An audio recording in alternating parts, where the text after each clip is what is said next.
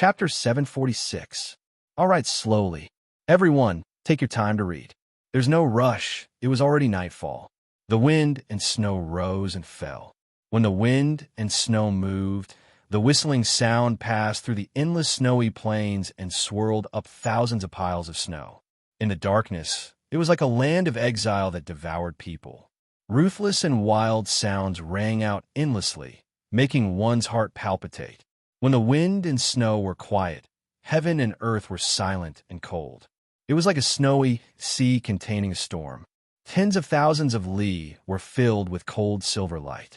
The boundless and deathly still snowy plains like white jade were cold to the extreme. On the unusually cold snowy plains, even if the moonlight shone down, it seemed to be frozen in an instant. Regardless of whether the wind and snow raged or the world was calm, the specks of light on the side of a high plateau could not be extinguished. Like the longing in a human's heart for the unknown, they stubbornly and resolutely waited there. The brazier in the tent transmitted a rare sense of warmth, completely blocking out the bitter cold outside. On one hand, it was because the specially made snow tent was extremely effective in keeping out the wind and temperature. On the other hand, it was because the fuel in the brazier seemed to be especially durable, and the fire was not small. Hiding Duo had already taken off the leather hat that covered most of her face. Her cheeks were as red as apples. She was squatting by the brazier boiling soup.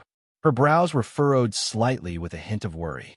Fan Xian, who had long crawled into his sleeping bag to the side, did not notice her emotions. They had already traveled north for a few days. The weather was growing colder and colder. Each day, they walked less and less during the day. Most of the time, they hid in the tent to avoid the snow. However, Fan Xian was not too worried about these problems. He was only calculating how long the fuel and food he had brought could last. The white bear had long been left with only a piece of bear skin. Fan Xian had eaten 2 bear paws. Although Haidang and 13th Wang were surprised at his leisurely mood and even more surprised that he had not forgotten things like seasoning in his personal equipment, the bear paws were not very tasty. Furthermore, the amount was not enough. At the beginning of the journey to the temple in the extreme north, the dozens of snow hounds laboriously pulling the equipment could still find food on their own. The deeper they went into the snowy plains, the fewer living beasts they could see. Without a choice, Fan Xian was forced to use the food he had prepared. These snowhounds worked hard every day. Naturally, Fan Xian could not bear to treat them badly. However, their appetites were a bit too good. For this trip to the temple, Fan Xian had made ample preparations. He had sunglasses to prevent snow blindness, a specially made, fine, velvet sleeping bag, and a large amount of supplies. However, he was still cautious. If he couldn't find the temple before summer and had to endure half a year of darkness on the icy plains in the extreme north, the food he brought would not be enough. Perhaps he would have to start killing dogs in the end. Back then, Kuhi and Xiao had survived by eating human flesh. Fan Xian didn't want to repeat his mistakes. He turned his head slightly and looked at the begonia flowers by the brazier. Forcefully suppressing the piercing pain in his chest, he said, "Do you want to hear a story?" "What story?" Haitang's face was still a little red, and she didn't raise her head. Fan Xian smiled and told her the story of Xiao In and Ku he exploring the temple in the north. He didn't even hide the fact that the 2 elders had eaten human flesh. After Haidang finished listening, her expression gradually changed. It was as if, for a moment, she could not accept that her teacher had once made such a terrifying choice. A complicated emotion reverberated in her heart. After a moment of silence, she slowly raised her head and looked at Fan Xian with her bright eyes. Quietly, she said, "Telling me this at this time is certainly not just to disgust me or attack me. There has to be some reason." "I found that you like those snow hounds very much," Fan Xian said tiredly. Fan Xian's eyelids drooped slightly. Tiredly, he said, "In reality, these snow hounds have indeed helped us a lot. If the day comes when we run out of food and ammunition, we will have to start eating dog meat. I hope you're mentally prepared now." Haitang's expression changed slightly. In front of Fan Xian, she didn't need to maintain her identity as the Northern Chi Saint girl and the leader of Tianyi Dao. She could naturally reveal her emotions. She was a girl, so she was incomparably fond of the snow hounds that ran around happily every day. During this month, she had basically been responsible for the dog food. Suddenly hearing these words, only now did she realize that Fan Xian had not had good intentions from the beginning. The snow hounds that worked hard to pull the sled were part of his food reserves. However, Haidang had already made difficult preparations for this trip to the temple, particularly after hearing about her teacher's tragic story of eating human flesh. She knew there were priorities. She lowered her head slightly and didn't reply or argue.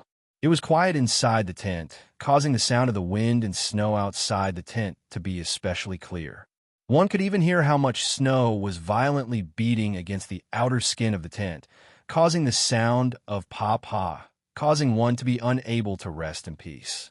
At this moment, the sound of footsteps on ice and snow came from outside the tent. Fan Xian and Haitang's expressions did not change because they knew who it was. On this desolate, uninhabited, and bitterly cold snowy plains, other than these three youths, whose willpower and bodies were as powerful as the peak of humanity, no one else could appear. 13th Wang lifted open the wooden door and walked in, bringing with him a gust of cold wind. The flames in the brazier suddenly dimmed. This damned cold of the snowy plain seemed to be able to freeze the flames with a low temperature.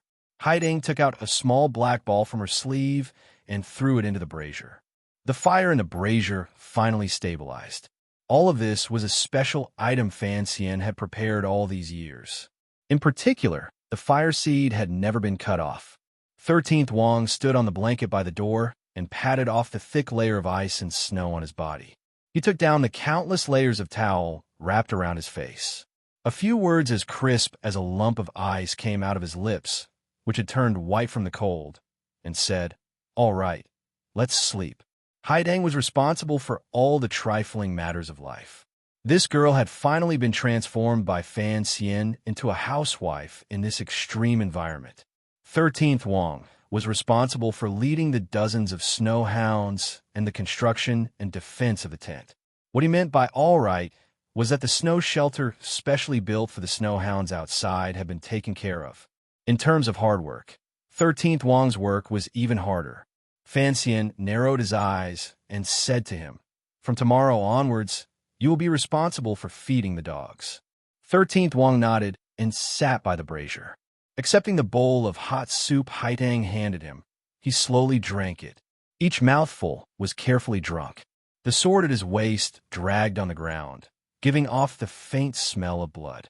To recover, you will indeed need to practice endlessly. However, this place is too cold. Don't push yourself too hard. A glimmer of worry flashed through Fan Xian's eyes. These days, 13th Wang had practiced his sword with unusual valiance in the wind and snow, using his own potential to resist the might of heaven and earth. This kind of hard practice truly moved Fan Xian and Haidang. They knew 13th Wang had a sense of urgency and wanted to quickly recover his arm or train to be left-handed. However, Fan Xian was always worried about his body. Ada found a nest of snow rabbits earlier. However, the hole was too deep. They couldn't do anything about it. I helped them chase the rabbits out. 13th Wang put down the bowl of soup and rubbed his face. Shaking his head, he said, "I also move my muscles and bones. If it continues to freeze like this, I'm afraid I'll freeze into an ice cube." "Looks like we can improve our meals tomorrow," Fan Xian said with a smile as he covered his mouth and coughed. He found that 13th's relationship with these snow dogs was growing better and better. He was afraid that there would be one more person he needed to convince in the future. He suddenly noticed that Haitang was acting strangely. She spoke particularly little today. Furthermore, her face was always red. There was always worry between her brows. He couldn't resist asking in a quiet voice, "What are you thinking about that's so engrossed?" Haitang furrowed her brows slightly and glared at him but didn't say anything. To the side, 13th Wang paused and gave a rare smile. Tying the towel around his head again, he walked out of the tent. Fan Xian was slightly startled. A moment later, He couldn't resist realizing the reason. He laughed out loud. Could a living person die from holding in their urine? These words were vulgar and just happened to hit Haitong's sore spot. A glimmer of anger flashed through the girl's eyes. Fan Xian had calculated everything. He had even calculated 2 years ago that he would drag Haidang and 13th Wang to be his helpers on this trip to the temple. He knew that the long journey and endless night would be like the days by his sickbed in his previous life. The unbearable loneliness would make one go crazy. Back then, Ku He and Sir Xiao were able to endure until the temple appeared under the morning sun, not because they dared to eat human flesh. Rather, it was because they could become each other's companions. In a dangerous and unknown journey, companions were always the most important factor. However, Fan Xian had still missed out on some details of life. He and 13th Wang didn't care. Any jar would be enough to relieve themselves. He had never thought of adding to the burden and preparing an extra tent on the snowy plains as a toilet with unusual luxury. Although it had been cold a few days ago, they could still withstand it. The temperature had suddenly dropped. It was difficult to relieve oneself in the wilderness. 13th Wang walked out, leaving Haidang some private space. She narrowed her eyes slightly and looked at Fan Xian coldly. If it weren't for your medicine jar, there wouldn't be so many inconveniences. Fan Xian was silent and smiled. Of the 3 people on this trip, even his body was the weakest. If he hid in the wind and snow outside the tent, he would probably immediately be frozen into a cripple. Lightly smiling, he said, 13th Wang left alone. Naturally, he knows the relationship between you and me. There's no need to mind who we are, right? It was still a deep and cold night. Due to the lack of wood and other large materials, the fire in the brazier was unable to flourish. The wind and snow continued to howl furiously outside the tent. There was no danger in the darkness around them, but the cold itself was the greatest danger. The 3 sleeping bags were lined up in a triangular formation by the brazier. The 3 young people in the sleeping bags all had their eyes wide open and refused to sleep. They had already trudged on the snowy plains for a month without any entertainment or tricks to pass the time. Other than traveling, it was all about sleeping. It was truly boring. The 3 of them had also slept their fill. If Fan Xian's body was not so weak, he would certainly regret bringing 13th Wang, the sun, with him.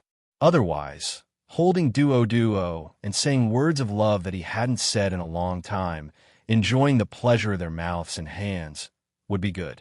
After dozens of sleepless nights, the 3 young people had basically finished talking about everything they needed to talk about. Even 13th Wang's bedwetting as a child had been viciously dug out by Fan Xian. Thus, the 3 of them could only keep their eyes open and listen to the whistling of the wind and snow outside the tent, as if they were enjoying a musical event. After an indeterminable amount of silence, Fan Xian suddenly opened his mouth and said, "In such a windy, snowy, and bitterly cold place, when those people came here back then, most of them would have died. For the 3 of us to be able to withstand it is quite remarkable." Haidang, who was lying across from him, said softly, "Shizhuan was the first to open the mountain and search for the temple. He couldn't compare to you in knowing the direction and the route. Naturally, it was more difficult, but the later generations are always better than the previous generations. You seem to know more than us. Don't envy me." Fan Xian closed his eyes and smiled happily. To be able to go to different places and experience different things in one's life is in itself a rare enjoyment. 13th Wang replied, "That makes sense. Since that's the case, why don't the 3 of us write poems at night? In the future, the history books would say that on a snowy night, it would become a great poem. Wouldn't it be wonderful? Let me take the lead. As the saying goes, the north wind blows all night." There was nothing else. It was clear that Haidang and 13th Wang did not want to allow this person's corrosive aura to flare up. It was silent. Fan Xian coughed and smiled. "You don't give us any face. We are all rough people. If you want us to write poems with you, it's you who doesn't give us face. Besides, this line was written by Feng Lotzi in Story of the Stone. I wrote Story of the Stone. Who dares to say that I didn't write this line?" Fan Xian's shameless voice rang out in the tent. The other two used silence to express their disdain. Fan Xian smiled and opened his tired eyes in the dusky environment. As he coughed and panted, he said, "We've said everything. We understand each other enough. However, I've always been curious. What exactly do you want to do in this world?" "I want to become a great grandmaster and then, like my teacher, protect the people of Dongyi." 13th Wang's answer was always valiant and direct, confident and normal. "A bedwetting brat does not have the right to use such kingly words," Fan Xian said. Haitang's bright eyes looked at the tent above. After a moment of silence, she said, "Ever since I was young, I grew up in the back of Qing Mountain. Later, I went to Shangjing and began to travel the world. I just want to bring Qing Mountain to greater heights and protect the Qi court for generations to come, to not be invaded by foreign enemies, and for the people within our borders to live and work in peace." Her voice suddenly became gloomy. "But when Master left, I found out that I was not a Qi person, but a Hu person. I don't know what I want to do, but I think if the Qi kingdom can be safe, if the world can be peaceful, it will be good. You are indeed worthy of being the last disciple taught by two strange old creatures. Just a casual sentence, and you think of the world." Fan Xian sighed. "Actually, before I met you, I had never thought about things like good war or bad peace. Because Uncle Wuzhu never cared about these things, I didn't care much either. I just wanted to live on well." Fan Xian's tone appeared particularly light. "The more vivid and fresh I live, the better. From the first day, I became sensible. I always felt that everything around me was just a dream. There would come a day when I would wake up from this dream. This kind of feeling made me work hard and live each day seriously. It seemed that I wanted to use the richness of these details to dilute my fear of waking up from this dream." Listening to Fan Xian's leisurely words, Haidang and 13th Wang sank into silence. They thought Fan Xian was sighing about his strange past and strange life. They had no way of knowing what Fan Xian was truly sighing about. "Since you don't want to wake up from this dream, presumably the contents of this dream are good," Haitang said comfortingly. The corners of Fan Xian's mouth twitched slightly. He smiled and said, "Naturally. If it wasn't to protect everything beautiful in this dream, why would I exile myself to this godforsaken place? Why would I fight with the emperor for all this? Why would I pretend to be brave and righteous and enter the palace to assassinate? Why would I carefully maintain the stability of the Qing court? All of this, everything after his rebirth, was it truly just a dream?" It was completely silent in the tent. Haidang and 13th Wang had both fallen asleep, but Fan Xian still had not. He indifferently looked at the sky that had been cut off from them and listened to the sound of the wind and snow whistling past outside the tent. He thought endlessly in his heart. He died in that world and came back to life in this one. During his childhood, Fan Xian could not shake off the fear of waking up at any moment. He was afraid that all of this was fake. He was afraid that he was in an illusory mental state. He was afraid that this was the Truman Show that encompassed the world. He was afraid that this was a brilliant game, and he was just a ripple of consciousness, a stream of data, or a hypnotized wooden man. True warriors dared to face true death. For Fan Xian, who had lived 2 lives, his true fear was that he didn't know whether or not he was truly dead. He was worried that once he awoke from his dream, he would once again lie on the sickbed and sink into true darkness, never to see all of this beauty again. Rivers and mountains, lakes, seas, flowers, trees, and beauties. He had yelled on a rooftop in Danzhou to collect the clothes. He had written 300 poems in the palace. All of this was based on an impudent emotion. However, after living on the land of the Qing kingdom for more than 20 years, he had laughed and cried. He could finally prove that all of this was not a dream. Although he still didn't know what the temple was, he was certain that all of this was truly happening around him and not an illusion created by some mysterious god. The people of this world truly existed. The emotions of the world truly existed, as well as human nature and sorrow and joy. There were always some things in the world that could not be faked. If there truly was a God who could perfectly control all of this, just like how God wanted light, Newell wanted to play with mud, or Panga wanted to rest when he was tired, then what was the point in investigating all of this? The closer he got to the temple, the more Fan Xian could not shake off these questions. It was not until the night that he gradually understood. Perhaps this trip to the temple was to ask for the answer to a question. In reality, he was still more concerned about the reality of the secular world, or at least the sorrow and joy of the lives of the people he thought were real. For things that could not be known, could not be investigated, could not be touched, and could not be observed, in reality, these things did not exist. This was something that had once been taught in physics class in that world. Fan Xian had always remembered it clearly. Tonight, he suddenly felt that he could put this definition in physics onto the word fate. No one could change fate, but he could choose not to accept his fate or ignore this fate. Fan Xian lived in this world. Whether he loved or hated the people and things in this world was certainly real. It was so real that it was etched into his bones. He firmly believed in this. After a night of restless sleep, the Jinqi in his body scattered. Although the Yuan-Qi in the world made up for what he lacked as he breathed, the speed was still not fast enough. The cold invaded his body, and his mind was restless. Fan Xian finally fell ill. When the whistling of the wind and snow outside stopped, and the white light from the snowy ground reflected into the tent, Fan Xian's face became very pale. 2 unhealthy red spots appeared under his eyes, and his forehead was boiling hot. The sickness he was most afraid of had arrived at the coldest moment. Fan Xian lay in Haitong's warm and gentle embrace and drank the medicine he had made. He forced himself to stay awake and said in a raspy voice, "The medicine jar has something to say. Speak." Haitong's brows were full of worry. She held him gently and shook him like she was coaxing a child. "We can't stop. Let's keep going. But the snow here is so heavy." Suddenly, the tent door was lifted open. 13th Wang stuck his head in. His face was full of joy.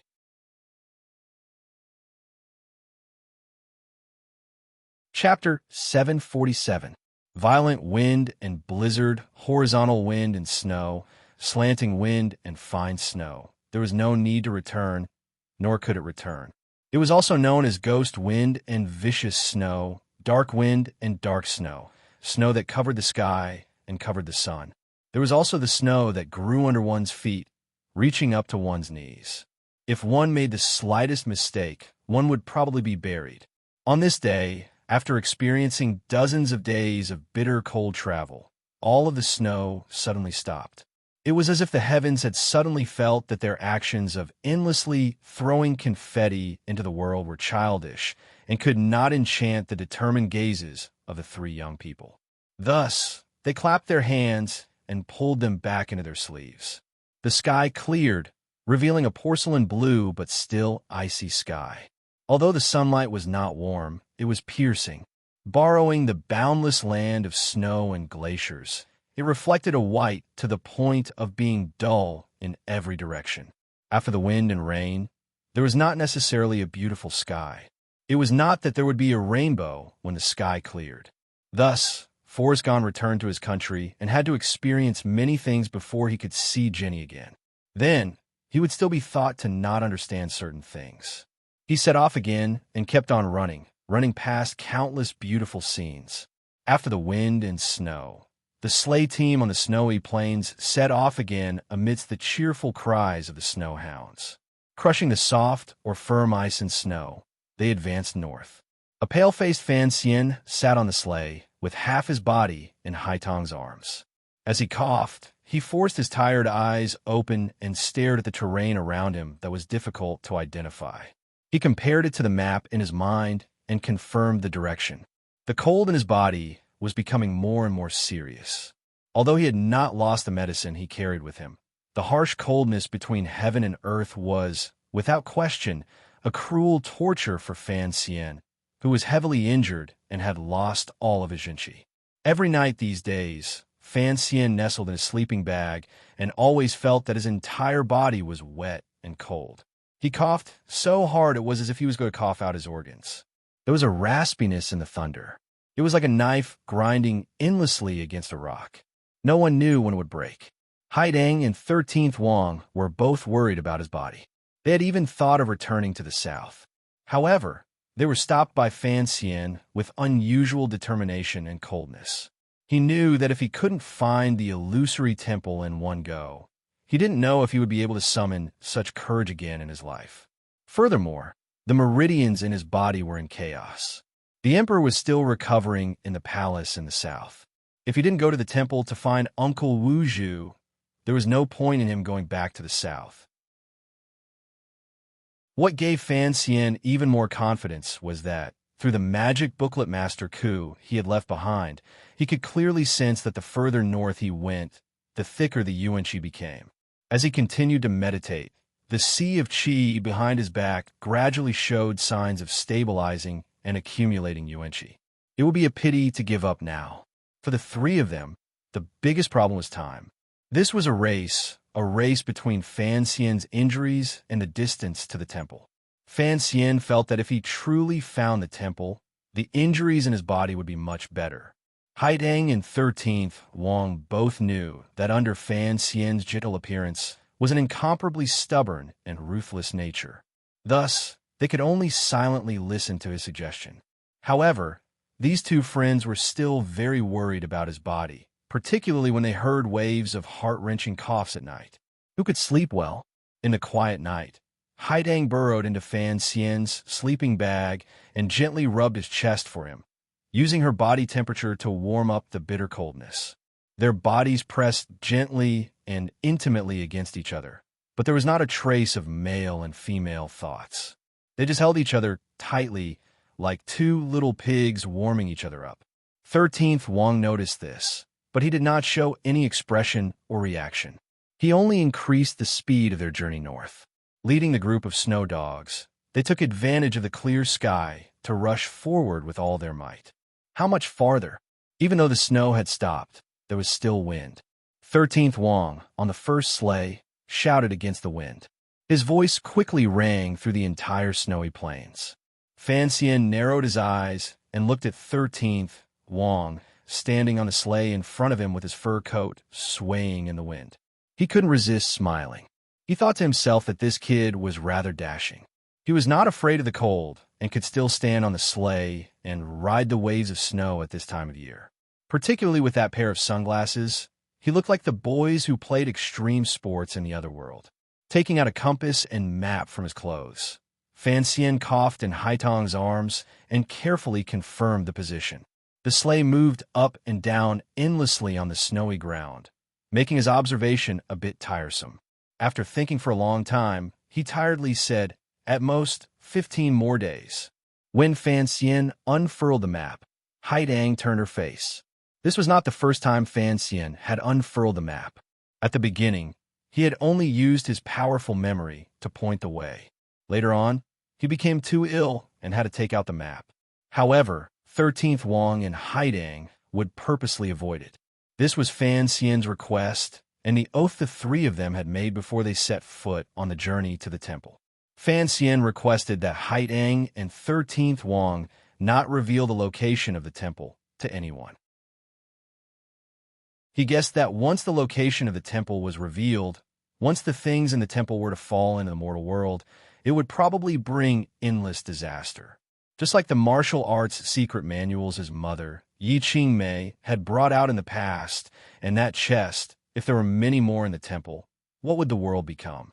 Fan Xian did not want the world to become a terrifying place filled with Tianqi aces and electromagnetic cannons firing everywhere. Any random fight between powerful warriors would cause the sky and earth to crash in chaos. How would the common people live?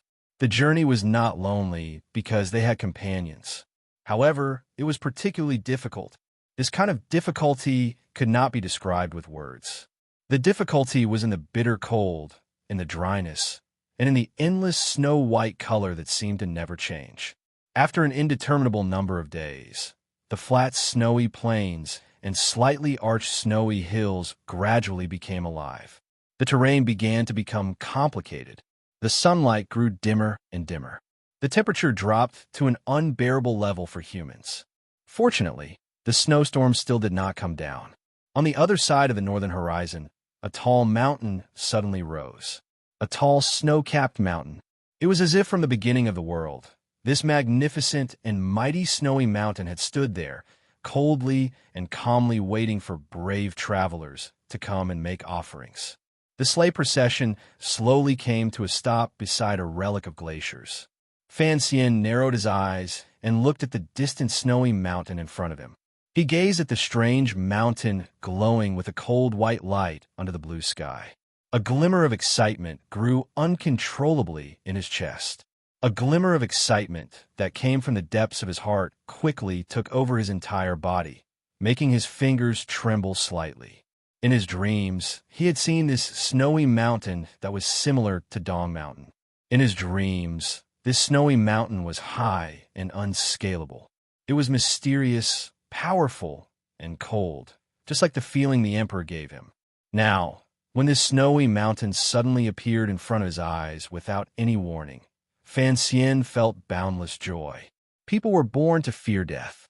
If one could hear the truth in the morning and die in the evening, then what kind of enjoyment would it be to be able to see a scene that no one else could see, learn more of the secrets of heaven and earth, and know the unknown that attracted the gaze of humans the most and urged them to evolve? Fan Xian's body abruptly froze. His incessant coughing also stopped. He looked greedily at the quiet and secluded snowy mountain. It was as if he wanted to firmly brand this scene, which moved him, into his heart so that he would never forget it in the years to come.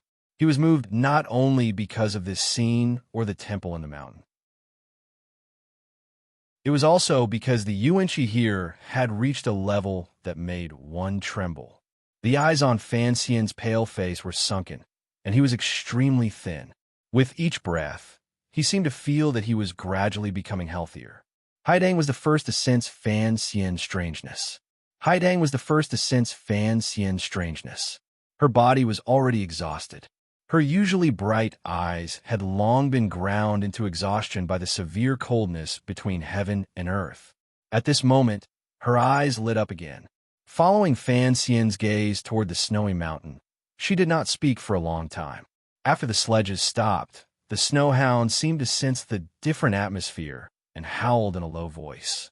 Of the 60-odd snowhounds, after experiencing such a difficult journey, only 17 remained. The long line of sledges had been abandoned along the way and had been reduced to 5. 13th Wang stood on the one at the very front. He didn't turn his head.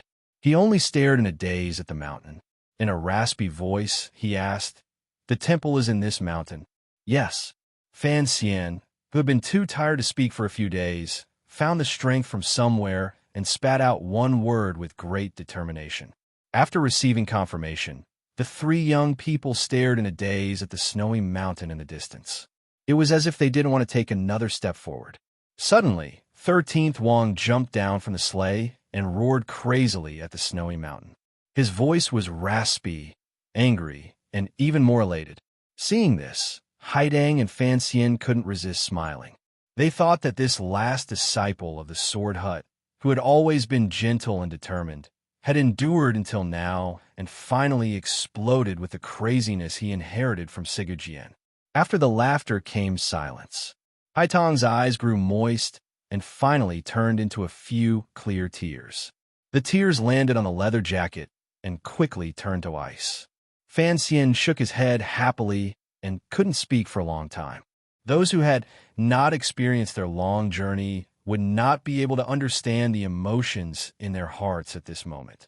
It was a kind of satisfaction of achieving a great wish, a kind of heroic spirit that triumphed over heaven and earth, and an impulse that was about to come into contact with the most mysterious place in the world. On the long, snowy journey, the snowhounds died on the ground along the way. Fan Xian was seriously ill and could die at any moment. Haidang and 13th Wang had also been tortured until they lost their human form. Such hardships were not worth mentioning to outsiders. In the end, they had arrived. Without Fan Xian's ample preparation and understanding of nature, the 3 of them would probably have died on the snowy plains long ago.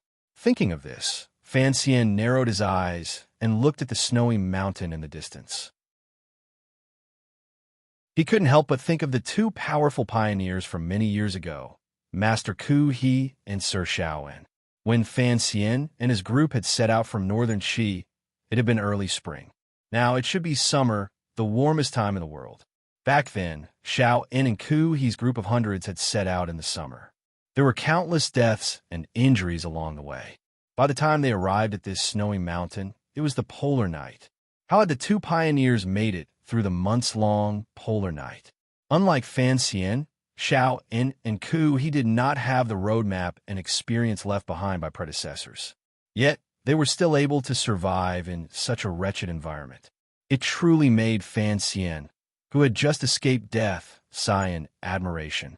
Compared to the two pioneers who ate human flesh, Fan Xian and the other two were actually much happier and more relaxed. However, they were still wretched. Fortunately, Haidang and 13th Wang were both top warriors in the world. Additionally, there was Fan Xian, a cripple with the knowledge of two lives. Everything seemed to be predestined. Fan Xian was destined to be the person in the world who feared the temple the most. He was also the person who had the most ability to enter the temple and needed to enter it. Fan Xian gradually shook off the excitement and agitation in his heart. Forcefully suppressing his emotions, he gazed calmly at the tall, snowy mountain and guessed at the appearance of the large temple in the mountain. In a raspy voice, he said, "Rest for the night. Enter the temple tomorrow morning."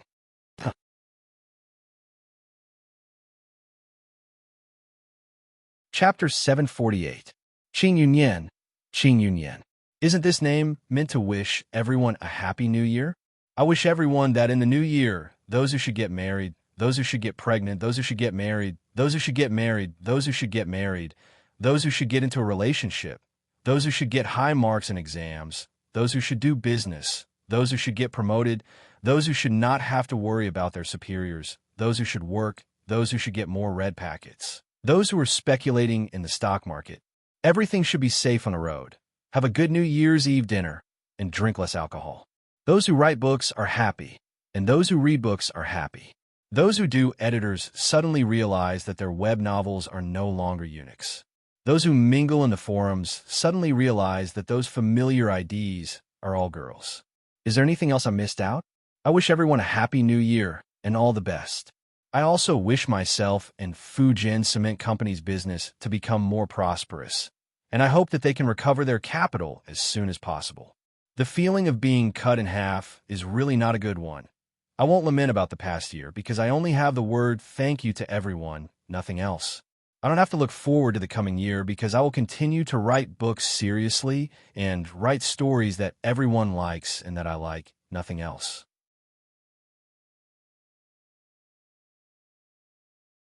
Chapter 749. In the fog-shrouded cave in Shangjing West Mountain, Fan Xian had once told Xiao En, who was dying, that he was actually just a tourist walking in this world. He wanted to see more scenery, so he had a strong interest in the temple. Unlike the Northern Qi Emperor who wanted to use the power of the temple to unify the world, the former Wei Emperor who wanted to obtain the secret of immortality from the temple, and the Qing Emperor who used the temple as a fighter with unusual valiance, Fan Xian's interest in the temple in the past was mainly in the unknowns. Fan Xian's strong desire for the temple's secrets inevitably had more practical considerations attached to it. He needed to enter the temple and find traces of Uncle Wu Zhu to confirm his safety. He also needed to try to find a way to return to the world and defeat the Qing Emperor. These were actually only two sides of the same thing. As long as Uncle Wu Zhu was still alive, then everything would be easy to handle. In Fan Xian's understanding, there was no one in this world who could harm Uncle Wu Zhu and leave him behind. The black-shrouded young Grandmaster possessed overly powerful and wondrous skills. Even if the great Grandmasters who had once existed in the world worked together, Wu Zhu would probably have enough ways to escape. The problem was, this snowy mountain was the temple, that illusory fairyland that had always stood above the clouds of human society's legends. For such a place that did not belong to the secular world, even Wu Zhu was probably not a match for it. Reality seemed to prove this point. Uncle Wu Zhu had returned to the temple to search for his roots. A few years had already passed, yet there had been no news. If he had not been imprisoned in the temple, then he had probably already left this world. The morning sun did not have a glimmer of warmth. It shone coldly on the three people at the foot of the snowy mountain. Fan Xian narrowed his eyes and raised his head to look at the majestic snowy mountain in front of him that seemed to cover half the sky. He watched the ice and snow reflect a jade-like glow under the morning light. He was silent for a long time and didn't speak. The three top young people in the world had set out from the camp when the sky was still dark. After walking for a few hours, they approached the snowy mountain with great difficulty. What shocked Haidang and 13th Wang was that Fan Xian seemed to be very familiar with the path under the snowy mountain. He led the two of them easily through a narrow passageway under the snowy mountain and came directly to the other side. This side of the great snowy mountain was also a plain made of ice. There was nothing but snow and ice. The three of them had passed through the snowy mountain and arrived on the other side. Their camp was on the other side of the snowy mountain. "Where is the temple?" 13th Wang asked between breaths, carrying Sigu Jian's urn of ashes on his back. His face, which was wrapped in cloth clothing, was frozen red. Fan Xian was supported by Haidang. He narrowed his eyes and looked up the mountain. Back then, Xiao and Master Ku, he went up from this side of the mountain. Logically speaking, the temple should be right in front of us. However, there was nothing in front of them. There was only jade-like ice and snow covering the mountain range of an unknown color. At this moment, the wind was not strong.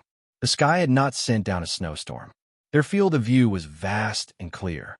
In this clear field of view, it was impossible to find any signs of man-made carvings. Haidang, who was supporting him, was silent for a moment. She then suddenly said, "In the old legends, the temple only appears in front of common people for 1 or 2 days a year. If the temple does not want to be seen by mortals, then no matter how hard mortals search, they will not be able to find it.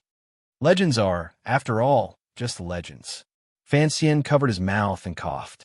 The clothes he wore were very thick and could barely withstand the cold of the outside world. Speaking of which, it was rather miraculous. Presently, the temple was close at hand. Although he didn't know its location, the dense yuanqi between heaven and earth had begun to flow faster into his body, making his injuries and illness much better. With great difficulty, the coughing stopped. Fan Xian blinked his eyes and looked tiredly at the messy snow and rocks on the snowy mountain. The legends may not be true. Back then, your teacher and Sir Xiao endured a few months under this snowy mountain just to wait 1 or 2 days for the temple to appear. I don't know how much human flesh they ate. I don't want to wait. Fan Xian had experienced 2 lives that other people could not have, so he absolutely believed that there was the will of heaven in the unseen world. However, the education he had received in his previous life made it impossible for him to shake off his atheism. Thus, this contradiction made him feel a faint reverence toward the temple. On the other hand, he didn't really believe in the so-called legends. If the legends are not true, then there must be a trick to the temple being hidden in this snowy mountain. Haidang Duodua's entire face was covered by her fur collar. In a droning voice, she said, "If we want to search through this mountain, given our present state, it will probably take a lot of time. I also understand. Since it will take a lot of time, then let's quickly begin," Fan Xian said in a raspy voice. He then glanced at 13th Wang. "Presumably, you have also noticed that the nights here are particularly short. After a few more days, there will probably be no nights. It will be more convenient for us to search." After many months of arduous travel on the snowy plains, Fan Xian no longer purposely hid the knowledge he knew from his previous life in front of Haidang and 13th Wang. Each of his predictions eventually became reality. However, Haidang and 13th Wang did not know the basis of his predictions. In their hearts, Fan Xian appeared more and more mysterious and unfathomable. During these months, Haidang and 13th Wang did not have a sliver of doubt or hesitation toward any of Fan Xian's predictions or orders. However, at this moment, The three of them stood in front of the snowy mountain and were about to begin their search for the temple. 13th Wang did not head toward the snowy mountain. Instead, he glanced at Haitang. Coincidentally, Haitang also glanced at 13th Wang. Their gazes met. They both saw the worry and shock in each other's eyes. Fan Xian noticed the strangeness of his two friends. Furrowing his brows slightly, he coughed and said, "What is it?" 13th Wang was silent for a moment. He then looked at him and said, "We are just curious. The temple is right in front of us. Based on your predictions, no matter how long it takes, we will always be able to find the temple before the night comes." Fan Xian nodded. He didn't understand the meaning of his words. His brows furrowed even deeper.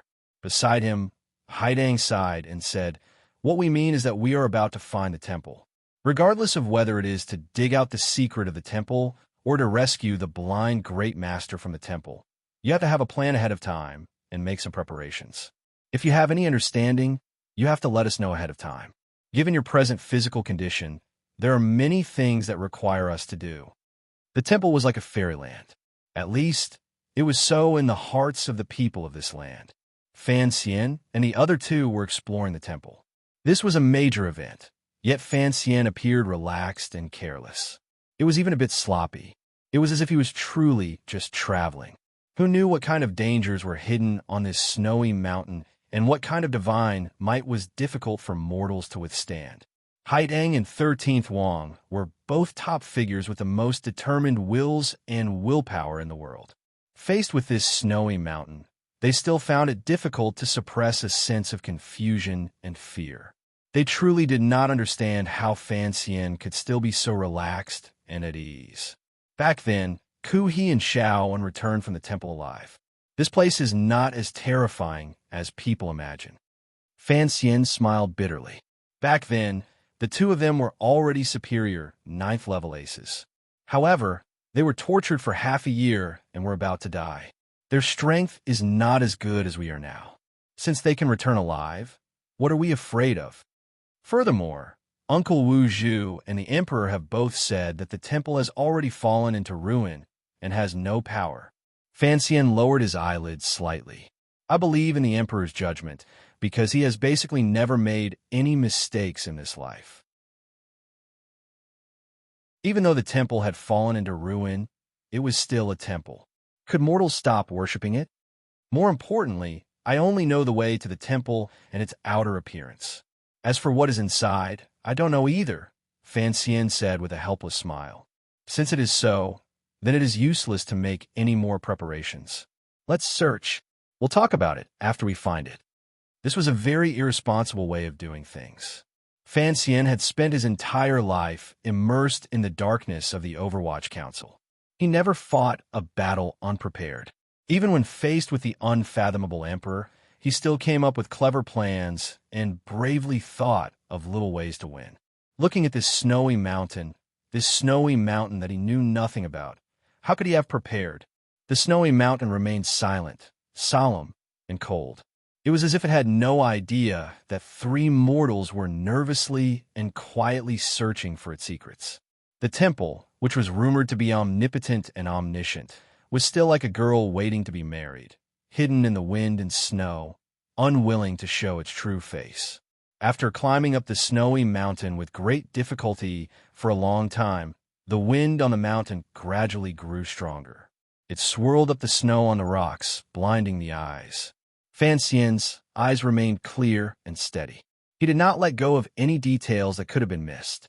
In his calculations, the temple only appeared for 1 or 2 days a year.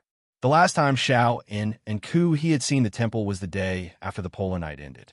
There had to be some pattern hidden here. Only after the polar night did the sunlight fall on this snowy mountain.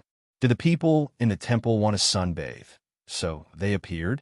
Leaning against Haitong's warm back, Fan Xian turned his head in satisfaction and sniffed the girl's neck. He was incomparably happy. He knew that his deduction was certainly correct. In the direction of the snowy mountain facing the sky, there would certainly be some man-made traces of ice and snow being broken. Haitong's brows furrowed slightly. She didn't understand where Fan Xian's confidence came from. She also didn't know why he was so happy. Reality was as Fan Xian expected. It didn't take long before 13th Wang, who was searching about 600 meters to the right, suddenly turned his head and made a hand gesture toward the two of them.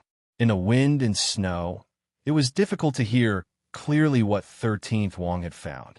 Fan Xian and Haidang could easily sense the excitement of the Sword Hut disciple.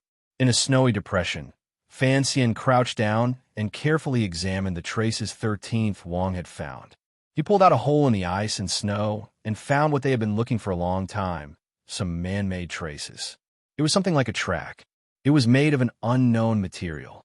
Even in such a harsh and cold environment, it was still incomparably smooth and did not deform at all. Fan Xian stood with Haitang's support and followed the track into the depths of the ice and snow until it reached the top. The wind and snow were strong. The majestic mountain range of ice and snow seemed to have suddenly snapped in the middle and sunk in. That was probably the end of the track. 13th Wang found a few other tracks beside this one. They were all made of a very high-quality material. No one knew what they were used for. The three of them immediately became nervous. There could only be one explanation for the sudden appearance of these magical tracks in this bitterly cold place that mortals would find difficult to reach. "Climb up along it," Fan Xian said in a raspy voice. Fan Xian spoke in a raspy voice.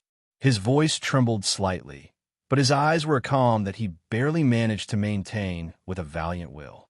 There were no paths on the snowy mountain. There was snow and wind everywhere. If one was the slightest bit careless, they would fall off the mountain and end up with their bones crushed.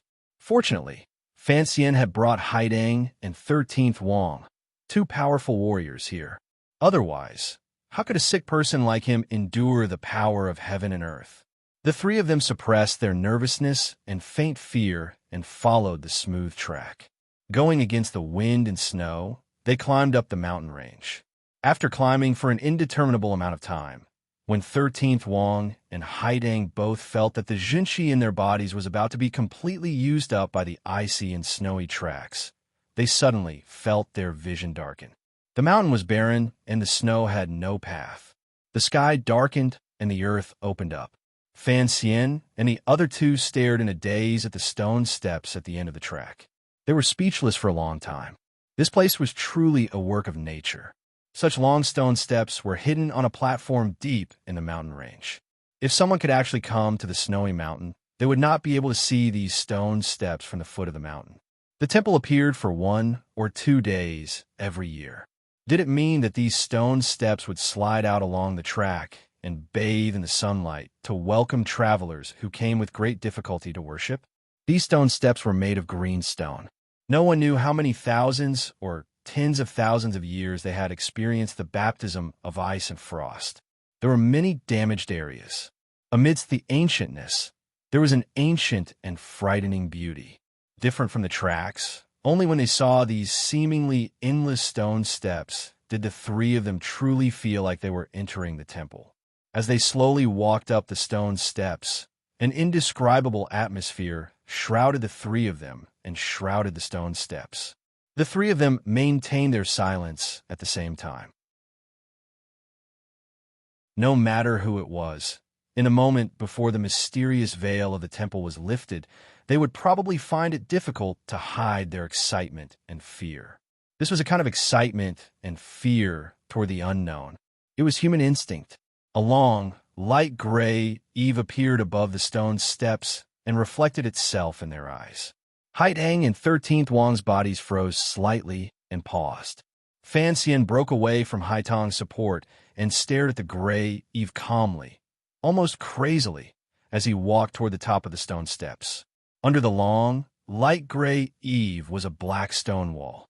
Just like this, as the three of them walked, it slowly revealed its true appearance. A solemn feeling followed the temple as it emerged from the world of ice and snow and enveloped the entire world. The temple finally appeared in front of the three of them. It appeared so calmly and naturally that it made the three of them feel a trace of disbelief. They had searched for it for thousands of miles in the crowd, dreamed of it, suspected that they had entered a dream. The temple that tens of thousands of people had searched up and down for thousands of years had actually appeared just like that. They could not help but feel a strange emotion. Standing at the top of the last stone step, Fan Xian's hands outside his leather jacket trembled slightly. He looked woodenly at the temple in front of him and was unable to speak for a long time. Beside him, Haidang and 13th Wang found it even harder to suppress the emotions in their hearts. With perplexed expressions, they looked at the magnificent building. The temple was very large. At least, it was impossible to build such a grand temple with the construction skills of the human world. The tall black stone walls were like unmelting black ice that stretched in front of the three of them. The long, light gray eaves extended all the way to the end of the platform above the stone steps. No one knew how many secrets of history and heaven and earth surrounded it. To be able to build such a grand temple, the platform at the end of the stone steps, hidden deep in the snowy mountains, was extraordinarily large. It was many times larger than the square in front of the Qing royal palace, which could hold tens of thousands of people. The thing that gave the three of them the most direct sense of pressure and grandeur was the front door of the temple in front of them. This door was at least 27 feet tall and immeasurably deep. Its color was a simple and unadorned dark color. The three of them stood on the stone steps. They were still dozens of feet away from the front door of the temple. Because the front door was too tall and large, it made them feel as if it was right in front of their eyes. The pressure it gave off was very powerful. It wanted to make one fall to the ground and worship endlessly. Standing on the platform in front of the temple, Fan Xian, Haitang, and 13th Wang were all the most extraordinary young people in the world. However, in this grand square in front of the temple, they were like three lost ants in the grass. Suddenly raising their heads and finding a large tree blocking the sun, they were shocked speechless. The only person who could maintain his calm was probably Fan Xian. After all, he had seen Jinmao and the Three Gorges Dam in his previous life. He knew that the temple in front of him was certainly a miracle in the eyes of the people of this world. In his eyes, it was nothing more than a pretty building. It was difficult for one to see the ocean as water. It was difficult for one to see Mount Wu as clouds. In the past, Fan Xian could not explain these words to Zhuang Mohan and Sirhan. Presently, in front of the temple, Fan Xian found a new explanation. One's horizons and experience determined the height one stood at. Because he had experienced it, it was difficult to be intimidated. Fan Xian was not more outstanding than Haidang and 13th Wang. It was precisely because he had experienced a more developed civilization in his previous life that he appeared much calmer. Even so, with the temple in front of him, it was still difficult for him to suppress his nervousness. He stared fixedly at the doors of the temple in front of him and was silent for a long time. In an instant, he lowered his head and looked at the green stone steps under his feet. He thought of decades ago, when Master Ku He, whose body was already extremely broken, had used his palms to slap the stone steps under his feet and cried bitterly. Now, the three of them could be considered much calmer. After calming his emotions, Fan Xian suddenly raised his head. His pupils constricted slightly as he stared at the large signboard above the doors of the temple. Just as Shaoan had said in the cave, because it had been too long, what was written on the signboard could no longer be seen clearly. There were only some incomplete symbols left.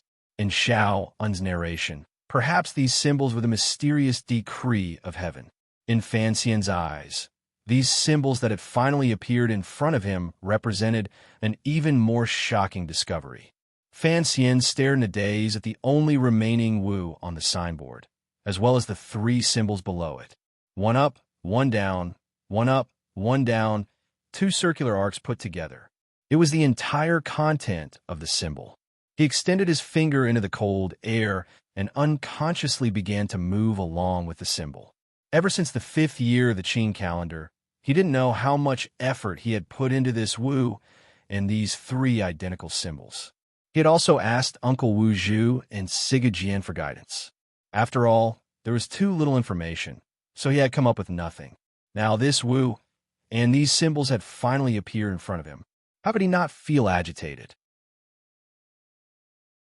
Fan Xian noticed the position of the incomplete Wu on the signboard, as well as the position of the three symbols. A bright light flashed through his mind like lightning. It made him completely stunned. His legs seemed to be out of his control as he walked in a daze toward the doors of the temple. Haidang and 13th Wang finally awoke from their shock at seeing the true appearance of the temple. They immediately noticed Fan Xian's abnormality and nervously followed him toward the doors of the temple. Fan Xian's gaze was still locked tightly onto the large signboard as he muttered to himself. He spoke faster and faster. It was impossible to tell that he was a patient. An excited flush rose to his face. What heavenly seal! If this isn't the letter M, what else could it be? Fan Xian's tired gaze had been completely replaced by a bright light of complicated emotions. He gritted his teeth and laughed foolishly. Looking at the large signboard, he finally understood what the temple was. He finally knew that the deduction he had never told anyone was correct. The tracks in the snowy mountain were not used to transport the stone steps to the sky beyond the mountain. Instead, they were used to transport the entire temple to the sky. The temple also needed energy. It needed sunlight. That was why it had appeared in front of the people after the polar night. It was this point that allowed Fan Xian to confirm that the temple was not a miracle. It was just a building whose exact use was still unknown. More importantly, he was finally sure that the ground he was standing on was still that blue planet. It was the Earth he had once mentioned to the bow under the boundless starry sky. Fan Xian's lips were pale. Trembling, he said to himself, "If this is the Earth, then what is this temple? 3M's a thing. I didn't have such a large museum at the time." Endless emotions rushed into his mind, making him feel somewhat embarrassed. His cheeks were red, his lips were pale, and his eyes were somewhat lost. Yes, the temple was just a very, very old museum. The word Wu, that Xiao and remembered, was not a sickle or an axe. The 3M's were not heavenly seals, nor were they the marks of the Russian spaceships. They were just the most common letter in the English language. Yes, the large signboard of the temple clearly had the word thing, but the 3M's below were the missing parts of the word. The temple was a museum. Fan Xian stood woodenly in front of the gate of the temple. Raising his head to look at the large signboard, he could not believe his eyes. If the world he was in was the Earth, then when was this museum, which clearly had a history of tens of thousands of years, built? Where were the people who built these museums? Why did such an existence exist in the world? Why did this museum become the temple that people spoke of? Thinking of the vague legends in human history, the Tianmai beings, the messengers of the temple, and the martial formulas and chests that had been stolen from the temple by his mother, Yi Qingmei, Fan Xian's body trembled uncontrollably. He felt as if he had found the greatest secret of this world, but he found that there were still too many questions that he could not explain clearly. Fan Xian coughed violently. In front of the dark gate of the temple, in front of the gate that looked like a book of history, he stooped down. An angry and helpless voice rang out from his chest. "What kind of F***King museum is this? This is a military museum." An emotionless voice rang out from the gate of the temple. It seemed to only want to answer Fan Xian's question, which was full of frustration and panic. Yes, the temple is a museum, and a military museum at that. When Xiao Yezi transmigrated, she could not have brought that chest with her. That chest has always been in the temple, but she stole it. I have always said that the cute Xiao Yezi is a thief. Comrade Fan Han, in the chapters of the Temple of Eternal Night, once wrote a book review. He guessed that the temple might be something, and that the symbols are the Soviet sickles and axes. Many other readers have made similar deductions, and they are all very powerful. However, from the beginning of this book, I set the temple as this because of my personal preference. I like interesting things, and that is why I'm obsessed with the story. In this world, in this story, other than transmigrating, everything else needs a reason. Writing out the cause and effect is my love. Is the secret of the temple revealed just like that? No. How do I explain the secret manuals that created the great grandmasters? In the past, there was a mountain and in the mountain there was a temple. In the temple, there must be a person. The next chapter will slowly tell everyone about the origin and story of the temple. There is much more, and I have to write slowly. I have never tried to work during the new year. This year is the first time. I found that it is indeed not something a human should do, so I applied for leave. Now is the most important end of the Qing dynasty, so I will write slowly. I do not want to squeeze time to write to ensure that there are updates. That would be the worst. In the next few days, I will still not update. I think everyone is used to my laziness, so I will not say too many apologies. I earnestly flattered everyone and did not disappoint them. I bowed deeply and left the stage.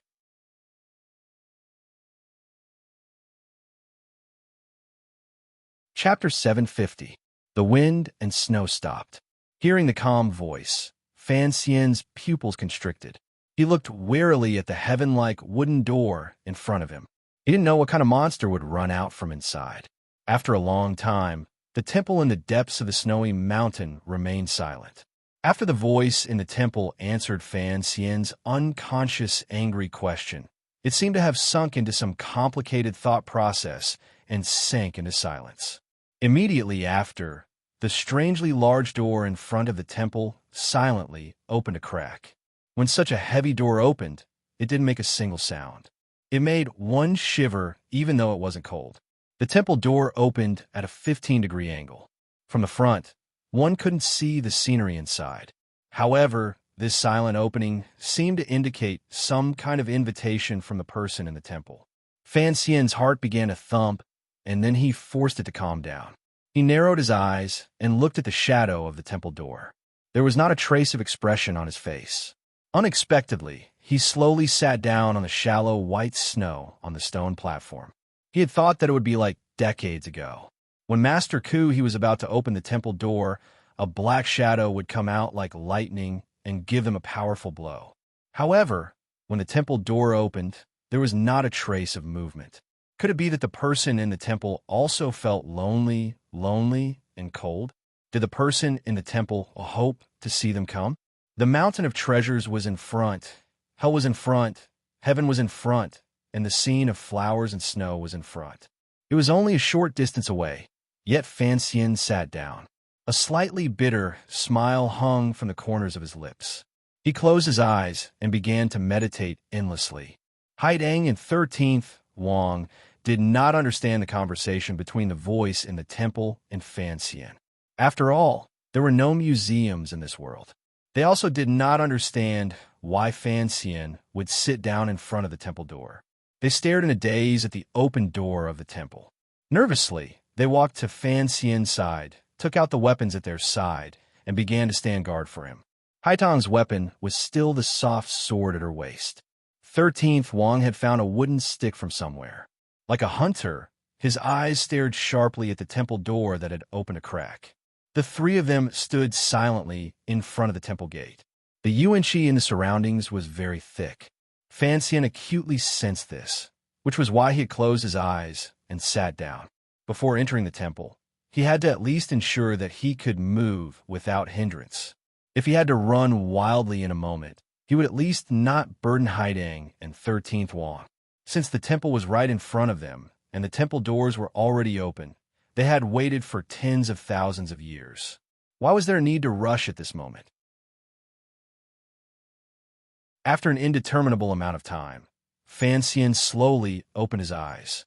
The 36,000 pores on his body greedily absorbed enough yuan-chi to repair a great deal of the wounds in his meridians. The jin-chi accumulated at the back of his waist could finally try to slowly flow. His spirit was much better, and he was ready to enter the temple.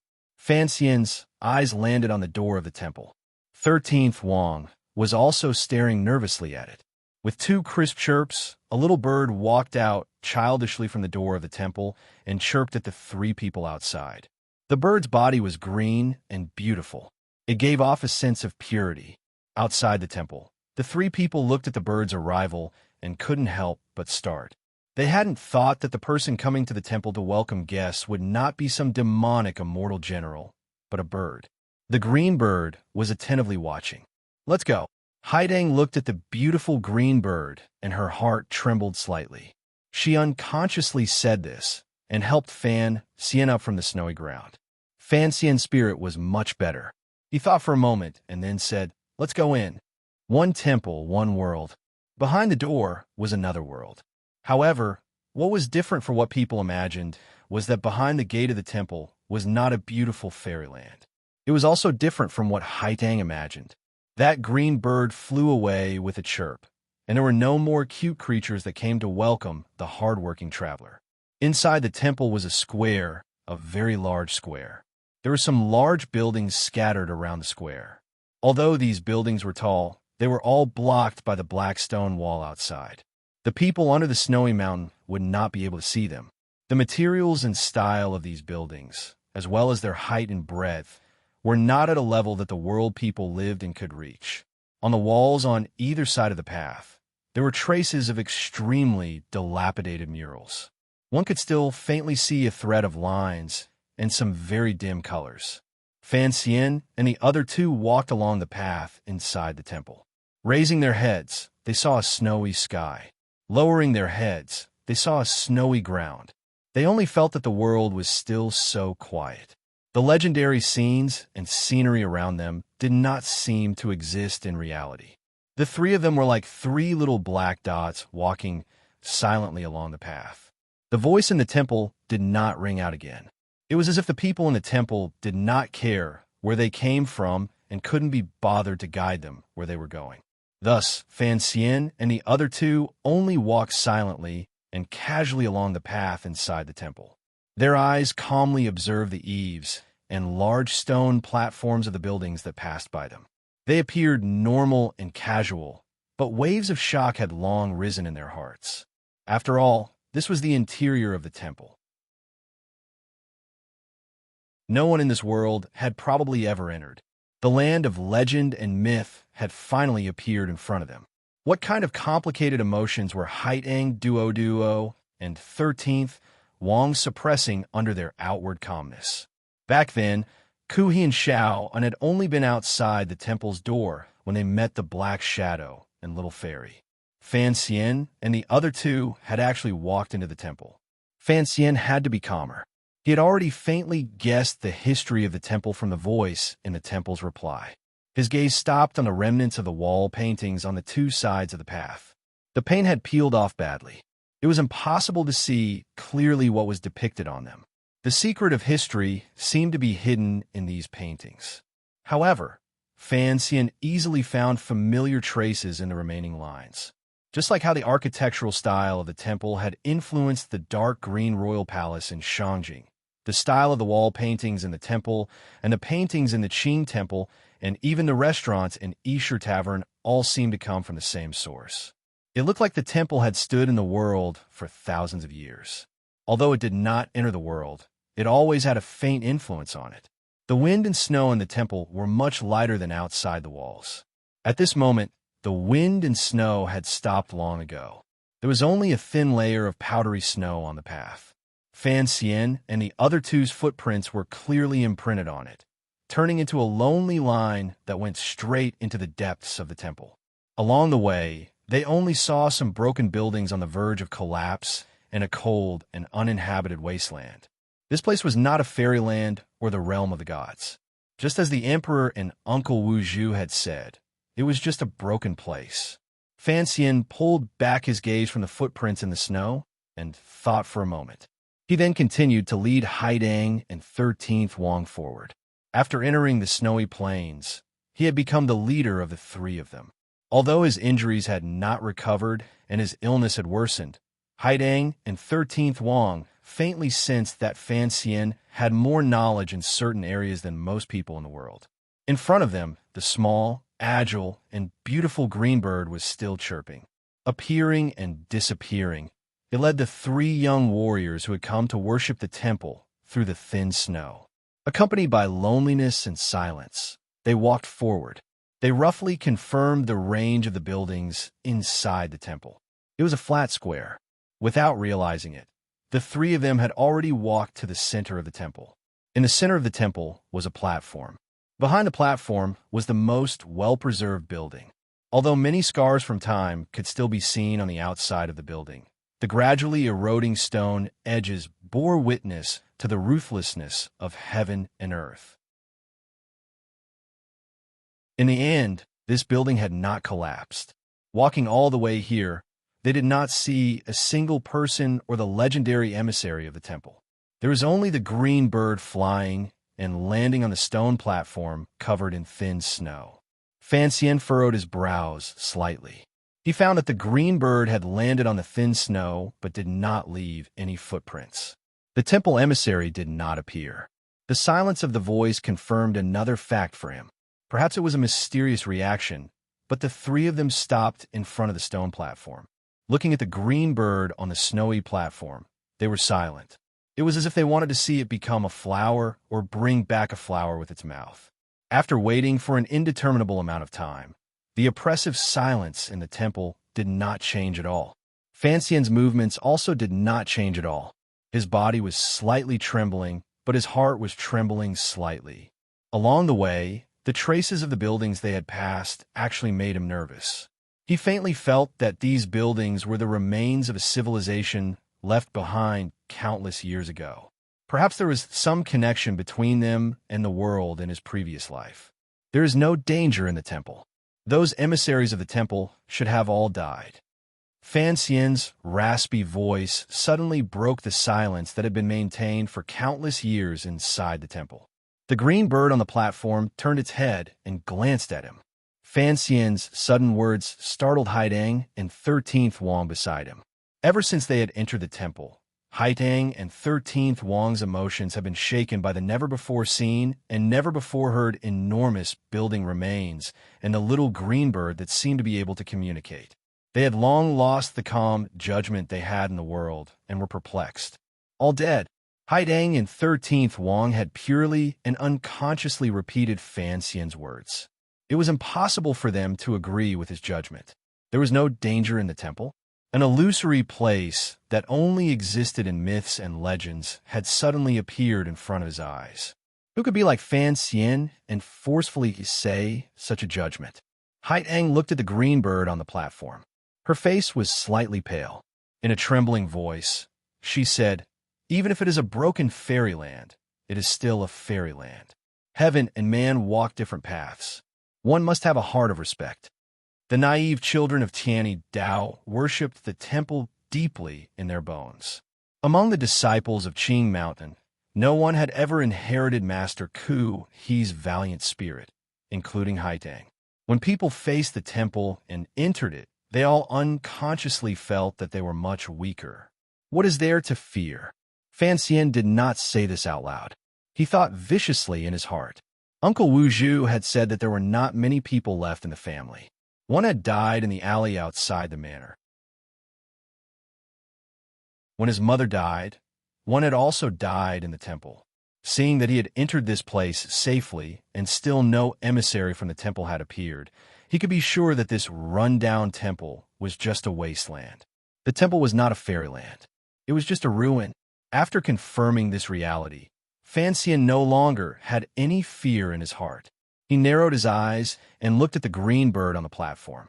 Suddenly, he said, "It looks like the emissary is dead. The immortals in the temple have long left, leaving only this fairy bird. Let's stroll around. Let's go back." Haidang and 13th Wang turned their heads to look at Fan Xian in disbelief. Their emotions were unsettled. They did not hear Fan Xian's lie. Of course, this was also because of the faint disappointment and sorrow that could not be wiped away on Fan Xian's pale face. His acting was too brilliant. Blind, Haidang was going to say that if the temple was truly so barren and broken down, if there was truly no supreme existence beyond the 6 directions, why didn't they try to find Wu Zhu's whereabouts and instead return without any success? 13th Wang's muscles were tense. He didn't know how to face this spacious and desolate temple. After experiencing so many hardships, they had finally passed through the snowy plains to reach this place. How could he be willing to return? Fan Xian coughed hurriedly and stopped Haitang's question. He only stared fixedly at the green bird on the platform. Everything in the world needed a reason.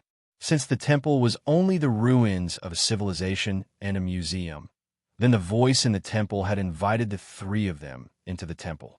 Naturally, there was something he needed to do. Things developed as Fan Xian expected. The green bird on the snowy platform suddenly chirped a few times and flapped its wings toward the misty sky. It only flew about 100 feet high before it suddenly turned into countless spots of light and disappeared into the air.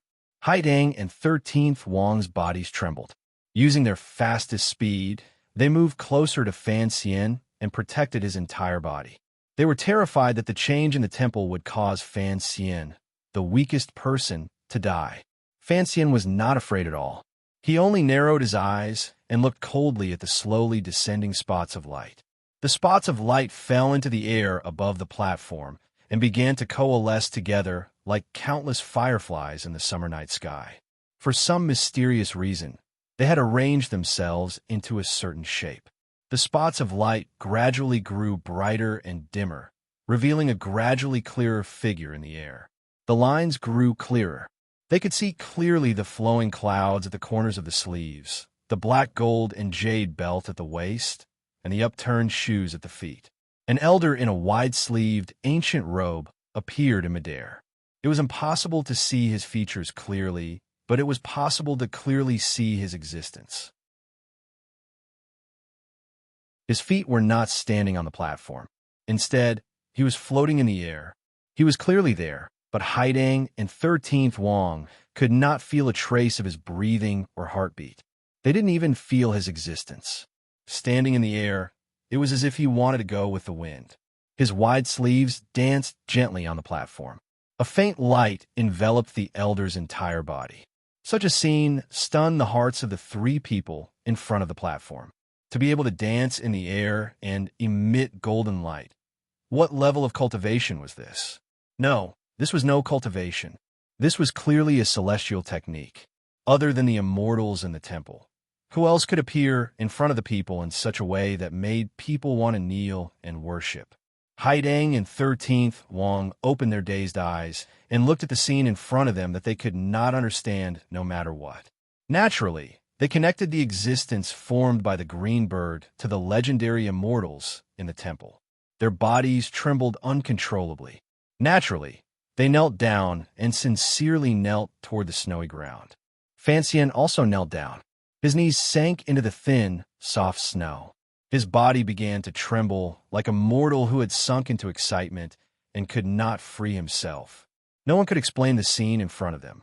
Even the civilization of Fan Xian's previous life could not create such a miraculous phenomenon. The immortals standing in the air, glowing with a bright light, appeared very real. He was truly like a god. However, most of Fan Xian's excitement and fear were still faked. He forced himself to calm down. His mind spun quickly as he analyzed the immortal who had appeared in front of him. If this temple was a museum, and as the people in the temple said, a military museum, then how could there be immortals? Since it was not an immortal, then what was it? Fan Xian had lived 2 lives and had never squeezed out his brain cells like he did today. His head was slightly lowered as he thought furiously. Was it the holographic image he had heard of in his previous life? Fan Xian didn't throw a handful of snow over to see if it would pass through the immortal's body. Once he made up his mind, his fear naturally lessened a great deal. Like Haidang and 13th Wang, he knelt sincerely in front of the snowy platform. Northern Qi's Tianyi Dao, Haidang greets immortals. Haidang Duo thought that the immortal in the temple would certainly know of the Qing mountain branch, the Tianyi Dao school that worshipped the temple and spread the temple's benevolent ideals. Dongyi's Sword Hut, 13th Wang. 13th Wang's voice was a bit strange. This brave young man was probably finally confused by the mental blow. Qing Kingdom's Fan Xian. Fan Xian did not hide his true name. The last temple emissary had died at Uncle Wu Zhu's hands because of the emperor's ruthless methods. Presumably, the temple did not know of his connection to Yi Qingmei. He was only thinking about what the temple wanted to do by opening its doors wide to the 3 of them. If the temple had pretended to be immortals in this world's myths and legends for countless years, then, presumably, they would continue acting today. To pretend to be immortals, they had to be extremely pretentious and put on airs. Only then would they be able to scare people like Haidang and 13th Wang. If they didn't speak first, the temple would probably not have any reaction. The three of us came from the south. Fan Xian recounted the hardships on the snowy plains in a raspy voice to prove their determination and their worship and yearning for the temple. Haidang and 13th Wang finally came to their senses and knew that Fan Xian was lying. They couldn't help but feel shocked. They thought that immortals could tell if they were loyal or not with a single thought. To lie in front of an immortal, Fan Xian was being too daring. You are the creatures of the world, the people the mighty temple looks upon with pity. The icy and snowy road proves your determination. If you have any doubts, you need the guidance of light, and the light is right in front of you. The immortal that the green bird had transformed into finally spoke. There was not a trace of emotion in his voice. Strangely, it was not icy cold. On the contrary, it had a sense of warmth and intimacy. The immortal's voice echoed through the empty and silent temple, buzzing. No one knew whether the voice came from the immortal's lips or from all directions in the world. The miraculous appearance of these words made Haidang and 13th Wang once again confirm their judgment that the other party was an immortal. However, Fan Xian smiled coldly in his heart. It was nothing more than an upgraded version of a loud cough. The light was right in front. Did they need guidance? The people of the world were miserable. If they had any doubts, they could ask the immortals in the temple for help. Thus, Fan Xian opened his mouth. Most noble immortal, we want to know who we are, where we came from, and where we are going. They had come from the south and had already reached the temple. Who knew where they were going? The green bird led them to the stone platform, but was unable to tell them this philosophical, awkward-sounding question. After the immortal heard Fan Xian's 3 questions, he immediately fell silent. His clothes, fluttering in the cold air, immediately became stiff and did not tremble at all. Haidang and 13th Wang did not understand why Fan Xian would ask these 3 questions. Fan Xian had already slowly stood up. His eyes were unusually calm and cold as he looked at the immortal who had sunk into silence. Through careful observation, he finally confirmed his judgment. You are you. You came from where you came from, and you're going to where you are going. The immortal's clothes fluttered. His voice was still warm, and his reply was mysterious.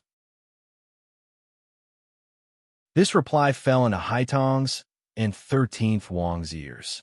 If it fell into anyone's ears, it would seem particularly beautiful. However, this was the reply Fan Xian wanted.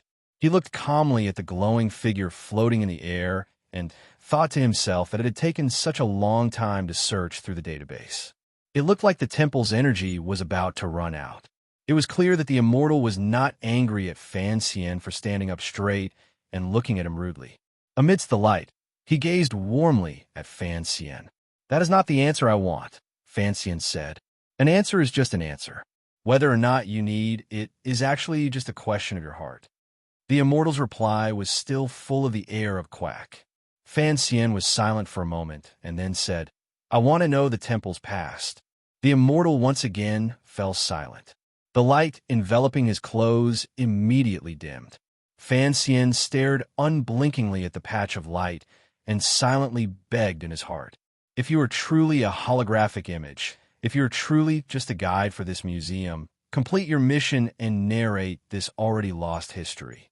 If someone could actually enter the legendary temple, perhaps they would want the golden touch, the art of immortality, or those incomparably miraculous martial secrets. Fan Xian was different. What he wanted to know the most was the history of the temple. Outside the door of the temple, he had once blurted out the words museum.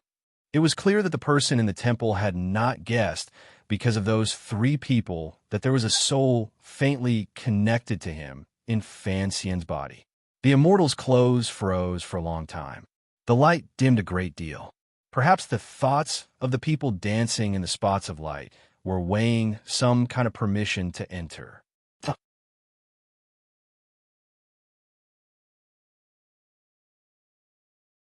Chapter 751. I'm tired, I'm sick, I'm rushing around everywhere, I basically don't drink, And in the end, I'm also exhausted. Oh, I'm really a useless person. The cows are always losing, crying sadly, just like how they sighed during the lawn net last time. There's nothing perfect in this world to begin with. On the 10th day of the new year, the update resumed, and then with a spurt of energy.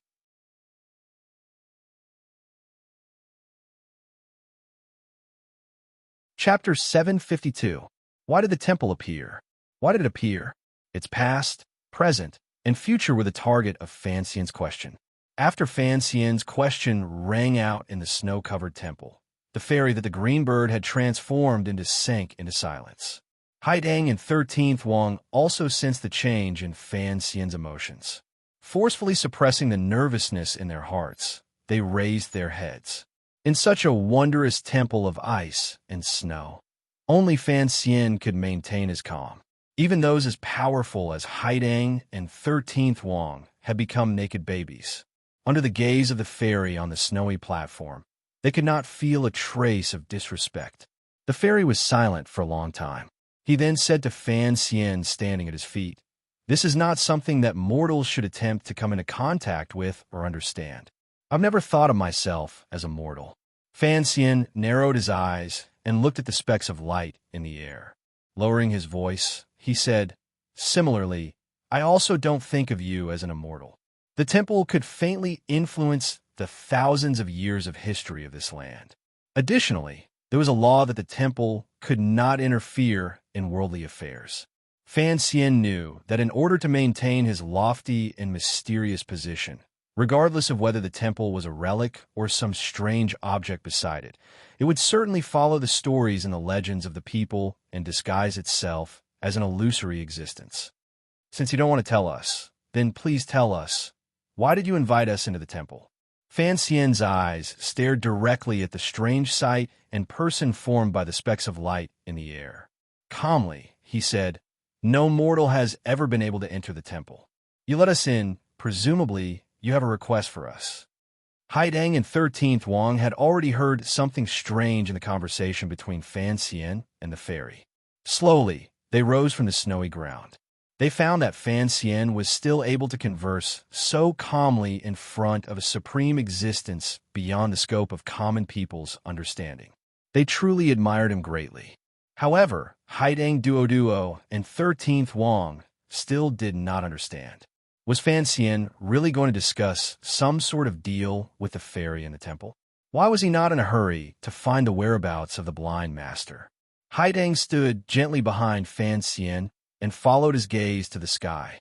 It was just this glance, but it had already used up all the courage in her body. It was also this glance that suddenly moved her heart. Fan Xian was standing in front of the fairy. Why couldn't she? "I've had many professions in the secular world, but I'm still best at business," Fan Xian said. "That is why I'm a merchant who only cares about profit. I don't like to reap without sowing. I also don't want to do things that harm my own interests just to be shrouded in the light of the temple. Whatever you want us to do for the temple, you must pay a price." From the moment he entered the temple until now, Fan Xian's entire state of mind had become unusually clear and calm. Yes, he still did not have a definite understanding of the temple, but he had to force himself to calm down and not think of the other person as a god. He could only think of the other person as a real existence. Furthermore, he faintly guessed that this trip to the temple had gone so smoothly because the person in the temple had some request of the three of them. He even had a general idea of that request. The path of the gods is dim. The path of the great path is not prosperous. Wandering on the wrong path, pointing to the mountains and rivers, angry at the wind and clouds, bringing peace to the country.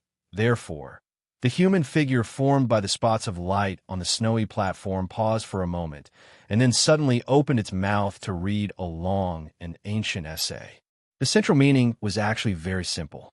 The fairy in the temple hoped that Fan Xian, Haitang, and 13th Wang could become the emissaries of the temple and secretly observe the world on behalf of the temple.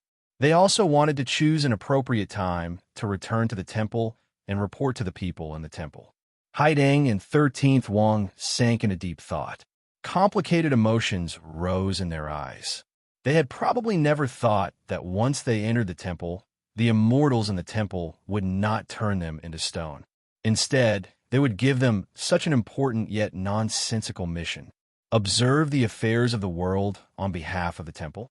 In the future, if the three of them left the temple, they would probably never return. The people in the temple could not leave the temple to interfere in worldly affairs. So how could they control them? This was a very simple request. In the eyes of the disciples of Tianyi Dao, this was perhaps a supreme and particularly noble mission. However, in Fan Xian's eyes, this was just another confirmation of his guess. Could it be this is the legendary Tianmai being? Crabapple Dwudua's heart trembled slightly as she thought of a term. In the legends, Tianmai individuals were known as the bloodline of the heavens. They would awaken once every several hundred years. Tianmai individuals could represent undefeatable battle prowess, or they could represent great talent and intelligence. These legendary figures would all disappear without a trace in the end. After Haitang Duoduo left Qing Mountain, she was also promoted by the Northern Qi court as this generation's Tianmai being. She was known as a genius. However, she knew that she was not one of those legendary figures. In comparison, Fan Xian, who could remain so calm in the face of an immortal and could spit out 300 poems in one night, was more like a Tianmai being. Not a Tianmai being. This kind of identity is only that of an emissary of the temple. Fan Xian suddenly broke the silence and opened his mouth to explain to the two friends beside him. This temple has already been abandoned. Other than this immortal, there are no other emissaries that can observe the movements of the world. More accurately speaking, those emissaries have all died in the human world. If the temple does not want to be forgotten by the world and not want to forget this world, it must find an emissary again. Coincidentally, the three of us came to the temple and gave this immortal a chance. Of course, for him, this was not much of a gamble, because he believed that the experts of the world would be very willing to investigate the world on behalf of the high and mighty temple. Even your teacher could not forget about the temple before he died, much less the other people. Fan Xian glanced at 13th Wang and lowered his head slightly. If you want to be, then be. Presumably, this is the first time the temple has chosen outsiders to be emissaries. They don't have any rules or regulations. Strangely, Fan Xian said these words in front of the immortal on the snowy platform. It was as if he was not worried at all about angering the immortal. Indeed, this was the case. There was not a trace of change and emotion on the immortal's old face formed purely from light. He only waited coldly and woodenly for the three people below the platform to reply. The emissaries of the temple have all died. Of course, there were not many emissaries in the temple to begin with. That is why you thought of using the three of us as your eyes. However, the problem is that you cannot control our actions after we leave the temple. You're only making the only possible choice in a situation where you have no other choice. Fan Xian raised his head and looked at the patch of light. The corners of his mouth twitched slightly. However, I still want to gain some benefits. According to my analysis, the so-called Tianmai being is nothing more than, in the long river of history, you, through the emissaries walking the world, imparted knowledge that was not equal to that era to those people. In other words, Master Ku, he is a Tianmai being. My emperor is also a Tianmai being. Everyone says that Tianmai beings only appear once every few hundred years, but it is clear that in recent decades, this land has been a bit too lively. The immortal's face did not tremble at all. He only bent his body slightly and looked down at Fan Xian, who was speaking calmly. A moment later, he said, "Those were unexpected circumstances. He is not a Tianmai being." Fan Xian nodded and did not refute these words. Regardless of whether it was the martial method that Master Ku he cultivated or the tyrannical Jinshi that the emperor practiced, they were all things that his mother, Yi Qingmei, had stolen from this run-down temple. There was no legitimacy to the inheritance, so the old man in the temple would not admit it. "Child, you know a lot of things." The immortal on the snowy platform watched Fan Xian warmly. "Don't call me child. I don't like being called that. As for the things I know, I do indeed know a lot. After all, I have my own thoughts. I am not like the emissaries you have sent into the world over the countless years, who have no emotions and thoughts of their own. Fan Xian did not shrink back and looked back into the immortal's deep eyes. Calmly, he said, I even know that the large article you wrote earlier was actually all plagiarized phrases. From this, it can be seen that you can only do some simple gathering and writing work. You are unable to have your own creative abilities. Ever since he had stood up from the snowy ground, Fan Xian had been calm, even coldly speaking to this figure in the temple as an equal. It was as if he was not worried that this mysterious temple would easily kill him. However, this calmness was actually only a pretense. These emotions were based on his analysis of the temple and the knowledge of two lives. It is Qiu Zhou. It looks like you have truly surprised me and made me think of some things. However, if you are willing to become emissaries of the temple, I will not mind the rudeness of your words, the immortal said coldly. The immortal said coldly. The godly temple has never traded with mortals. Please remember this. Since you have remembered some things from the past, you know that not everyone in this world will be scared by you and then listen to whatever you say, the immortal said coldly. You're just a lonely old man. The people under your command have all died one by one. Other than us, who else in the world do you think can find this broken temple? Regardless of whether you let us leave or kill us, you can only be forever trapped in this snowy mountain and never know what exactly has happened in the world you calmly observe. Even if you can make an exception and make a deal, in reality, you have already received the temple's selfless gift. You know that, as the children of the temple, you should contribute your strength to the sustainable development of the entire world. I don't know what the temple has bestowed on me. The immortal's gaze swept across the three people in front of the snowy platform. I chose you to enter the temple and gave this great mission to you because you all have the aura of the temple on you, particularly you. The immortal's gaze finally landed on Fan Xian's body. For Master Ku, he to be able to become a great grandmaster, he had relied on the martial method that Yi Qingmei had stolen from the temple.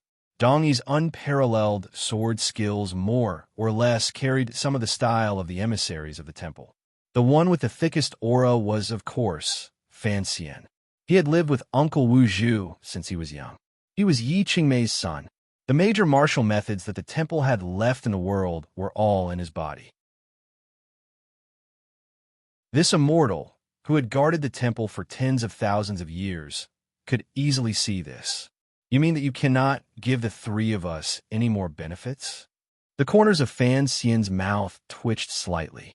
Since it is so, we cannot enter the temple and return empty-handed. If you don't give, we can only search ourselves. As his words fell, the immortal in the light smiled slightly. It was as if he felt a glimmer of absurdity that an ant-like mortal dared to forcefully steal treasures from the temple under the gaze of a god. After Fan Xian finished speaking, he stopped talking to the dots of light. Instead, he circled around the stone platform and walked toward the most well-preserved building in the temple under the thin layer of snow. Haidang and 13th Wang jumped in fright. They didn't know if such an impolite action would anger the immortal in the temple. Would lightning descend in a moment and turn Fan Xian to dust? The face of the immortal formed by the dots of light on the snowy platform froze slightly. It was as if he had not expected Fan Xian's actions in all of his calculations. Immediately after, the immortal's body immediately disintegrated. In an instant, it appeared in front of Fan Xian's path and blocked the door to the well-preserved building. Disappearing and reappearing at such speed was indeed not something that could appear in the mortal world. However, Haidang Duo and 13th Wang forcefully suppressed the shock in their hearts. Turning into two streaks of smoke, they swept over in an attempt to protect Fan Xian's life under the immortal's furious attack. However, nothing happened. Fan Xian's footsteps did not pause at all. He walked straight into the human figure formed by the dots of light. The dots of light were not scattered by his body or flew off in all directions. They did not become countless bolts of lightning and explode him to pieces. Instead, They suddenly swelled and seemed to stick to Fan Xian's snowy robe. Just like this, under Haidang and 13th Wang's shocked gazes, Fan Xian walked straight into the immortal's light. He then walked out and approached the building's main door.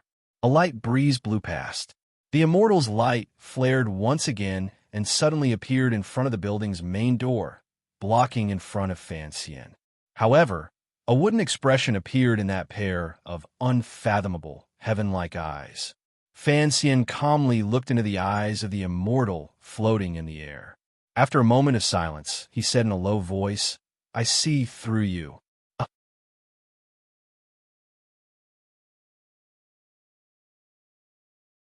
Chapter 753.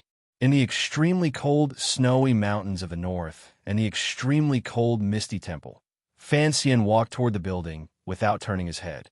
Once again, he broke through the body of the immortal.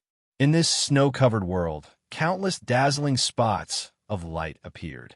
No one noticed that under his snowy jacket, his back was already drenched. In such a cold climate, sweat seeped out of his body and soaked all of his undergarments. His expression remained calm. No one knew how much courage and determination he had gathered in that instant when he charged into the immortal's body. Fan Xian did not know what kind of unfathomable power the temple possessed. Was it as the emperor and Uncle Wu Zhu said, and had already fallen to a certain degree? However, it was clear that Uncle Wu Zhu had been lost in the temple. This made him feel a natural fear of the temple. However, he still wanted to gamble. Looking at it now, it seemed that he had won the gamble. The immortal's body, formed by the spots of light, clearly did not have any great power. It was closer to the hologram Fan Xian had guessed earlier. However, there were still many secrets in the temple and many things that could not be explained clearly, such as the dense yuanqi in the surroundings and the secret martial arts manuals his mother had once stolen. In that world, perhaps there was the Chun Taiji manual, but it was certainly not as wondrous as the tyrannical martial secrets. Fan Xian's thin lips trembled slightly as he stepped over the threshold of the undamaged building. His hands were behind his back as he made a gesture to Haidang and 13th Wang. He hoped that these two companions would be able to stand strong under the might of the temple and help him. He charged into the building. The spots of light followed him in like fireflies, leaving behind an empty patch of snowy ground and the snowy platform without the footprints of a green bird. The two heavy doors closed silently, shutting Fan Xian inside, but shutting Haidang and 13th Wang outside. Haidang and 13th Wang had not yet shaken off their shock. They didn't know where Fan Xian found the courage to pass through the immortal's body. They also didn't understand why the immortal had been pushed into a patch of spots of light by Fan Xian. They were more worried about Fan Xian's safety behind the tightly shut door. Haidang Duodwa's eyes narrowed slightly. Light flared in her eyes, just as she was about to raise all her cultivation and force her way through. 13th Wang suddenly opened his mouth and said, "His hand signal is for us to stay outside and use this opportunity to find someone." Fan Xian had taken such a great risk and left Haidang and 13th Wang outside the door in the hopes that they could use the opportunity he had fought for with his life to search for traces of Uncle Wu Zhu in the temple. Fan Xian had traveled thousands of li and tirelessly come to the temple because of his closest uncle. This was a building that looked like an ancient temple, but the building material inside was not ordinary bluestone, but a material similar to metal. Fan Xian's pupils constricted slightly. He quickly scanned the inside of the hall. He found that the building was empty. There was nothing out of the ordinary. There were only patches of empty space. Based on the name of the museum, one could faintly think that countless years ago, this place was perhaps an exhibition stand. The murals on the outside of the temple had long fallen. However, the murals in this building were still well preserved. One could clearly see the scenes painted on them. Fan Xian placed his hands behind his back and bent his body like an old man. He carefully walked in front of these murals. His gaze swept across them meticulously and carefully.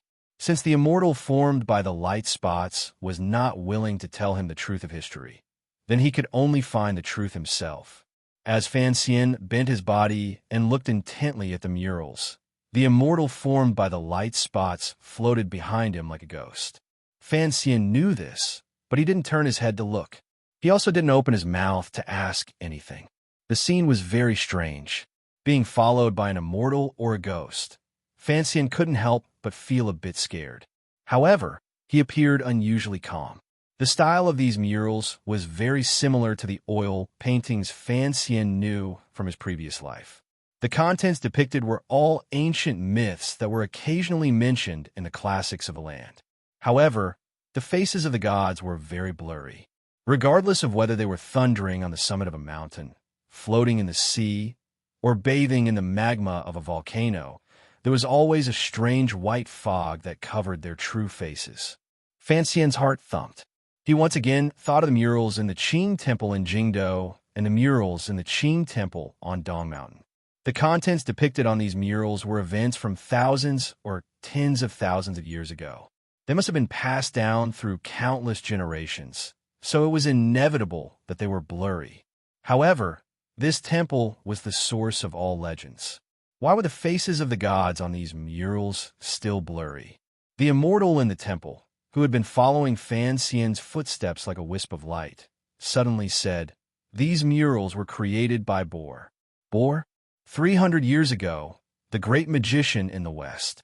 I heard that he and his wife, Fu Bo, were both Tianmai beings. In the end, they disappeared without a trace.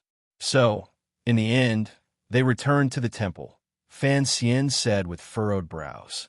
Tianmai beings are chosen by the temple to spread the seeds of wisdom into the world. I had thought that these Tianmai beings, in the end, would have strange thoughts in their hearts and be killed by the emissaries the temple sent out. Unexpectedly, there were still some who returned to the temple alive. The temple forbids interfering in the affairs of the world. Naturally, they would not kill people. However, you were right. After countless years, there will always be Tianmai beings who inherited the temple's teachings.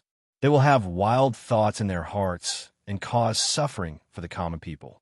Whenever this happens, the temple will send out emissaries and have them disappear without a trace.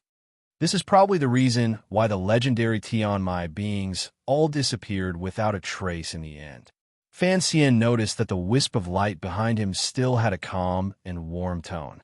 However, when he referred to him, he used Sir and began to communicate with him. But Bor and Fu Bo, the couple, were different matter. They did not have any worldly desires. After Fu Bo died, Bor experienced endless hardship and returned to the temple. Coincidentally, the murals in the temple were almost broken, so he spent 7 years to repair the murals in the temple. But the history of the Qing Temple in Dong Mountain and the Jingdou Qing Temple is more than 300 years. How could those murals still be Bor style? Because Bor only repaired and did not create, he followed the style of the murals from many years ago. Naturally, it is similar to the murals in the world you grew up in. Fan Xian suddenly pointed at the sky, full of flames and light in the murals. Narrowing his eyes, he asked, "Why don't those gods have faces?" "Because true gods never show their faces to others. So, you're not a true god." The spots of light floating in the air behind Fan Xian gradually shed the old man's face and transformed into a mirror-like existence. After a long silence, it said, "Just as you said earlier, I am not a god." "Very good. I was just worried that you had gone crazy after being cooped up in this snowy mountain for tens of thousands of years and truly thought of yourself as a god. Then this matter would not be easy to deal with." Hearing the voice of the temple itself coming from all around him, Fan Xian's mood relaxed slightly.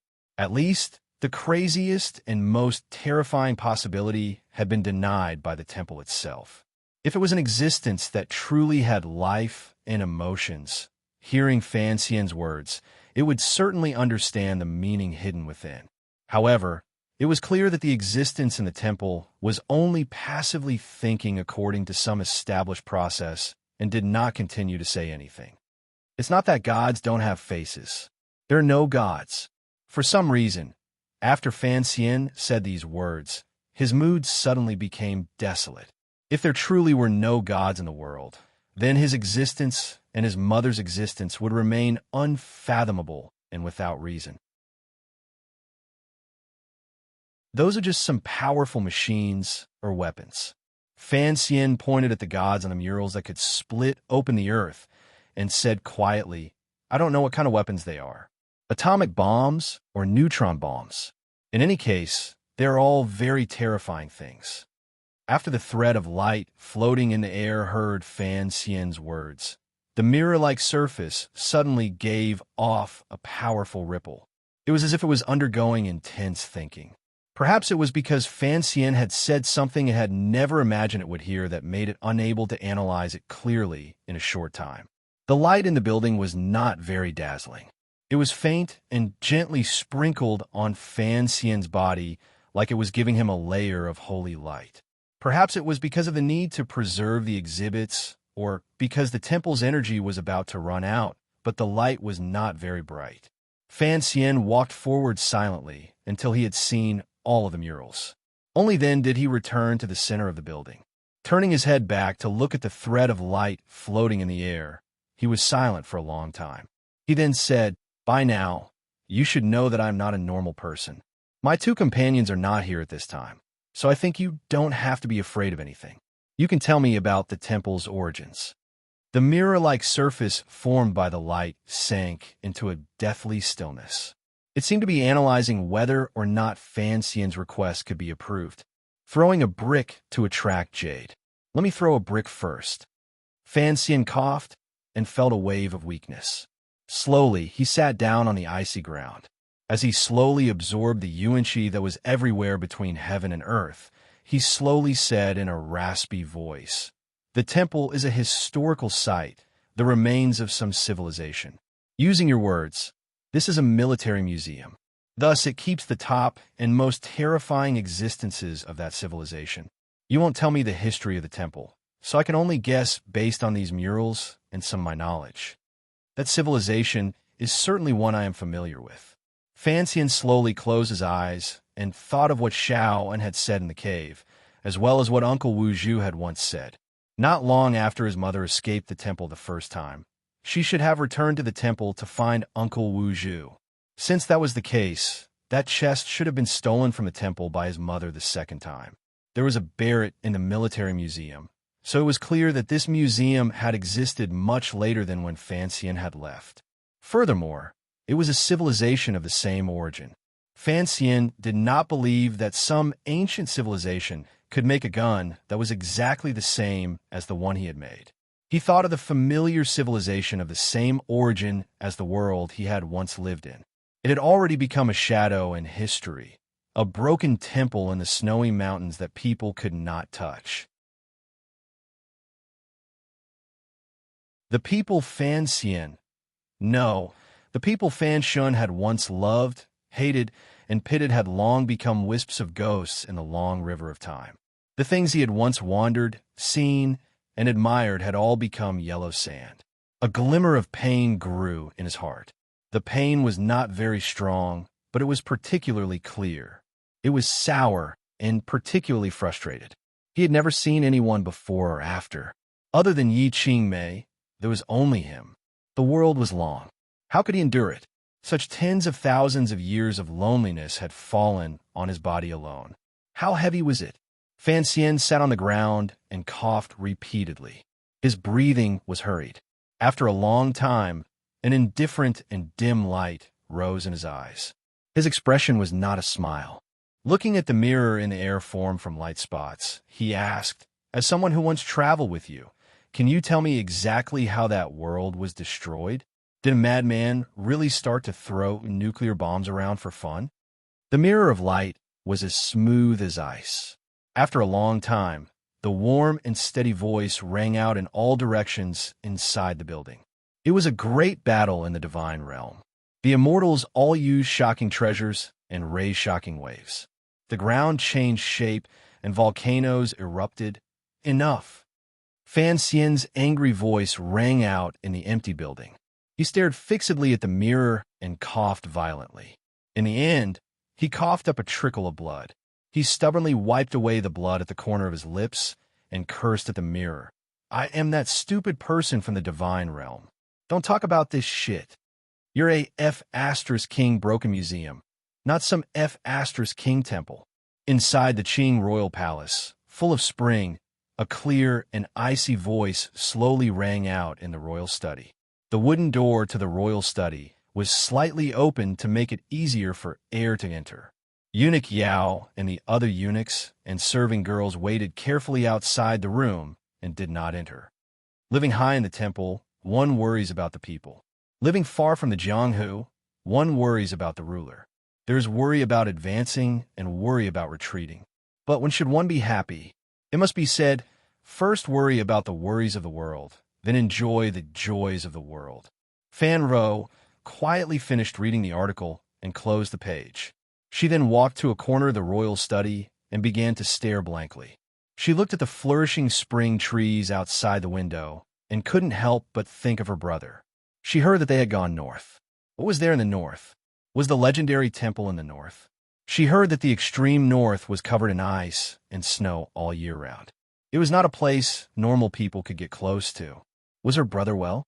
It was already the end of spring. 4 months had passed since the last change in the palace. The entire royal palace was enveloped in a warm and beautiful sunlight. However, the royal study maintained an icy coldness. The Qing emperor lay on a soft couch with a thin blanket covering his body. His face was pale, and his eyes were lifeless. Following Fan Ruo's gaze, he looked at the green trees outside the window. For some reason, the emperor particularly loathed the existence of these green trees. Perhaps it was because he felt that the passing of spring and the arrival of autumn and the replacement of all things was an irresistible rule of nature. Worry about the ruler, worry about the people. Back then, Enji spoke up in the northern Qi royal palace. In the end, he was forced by the little emperor to write a paragraph. In the end, he only wrote this paragraph without a head or tail, the emperor slowly said. The emperor opened his mouth and slowly said, I just don't understand. How could a boy who could write such words do such a disrespectful thing? After so much time had passed, the Qing court knew that the traitor Fan Xian had long escaped Jingdou.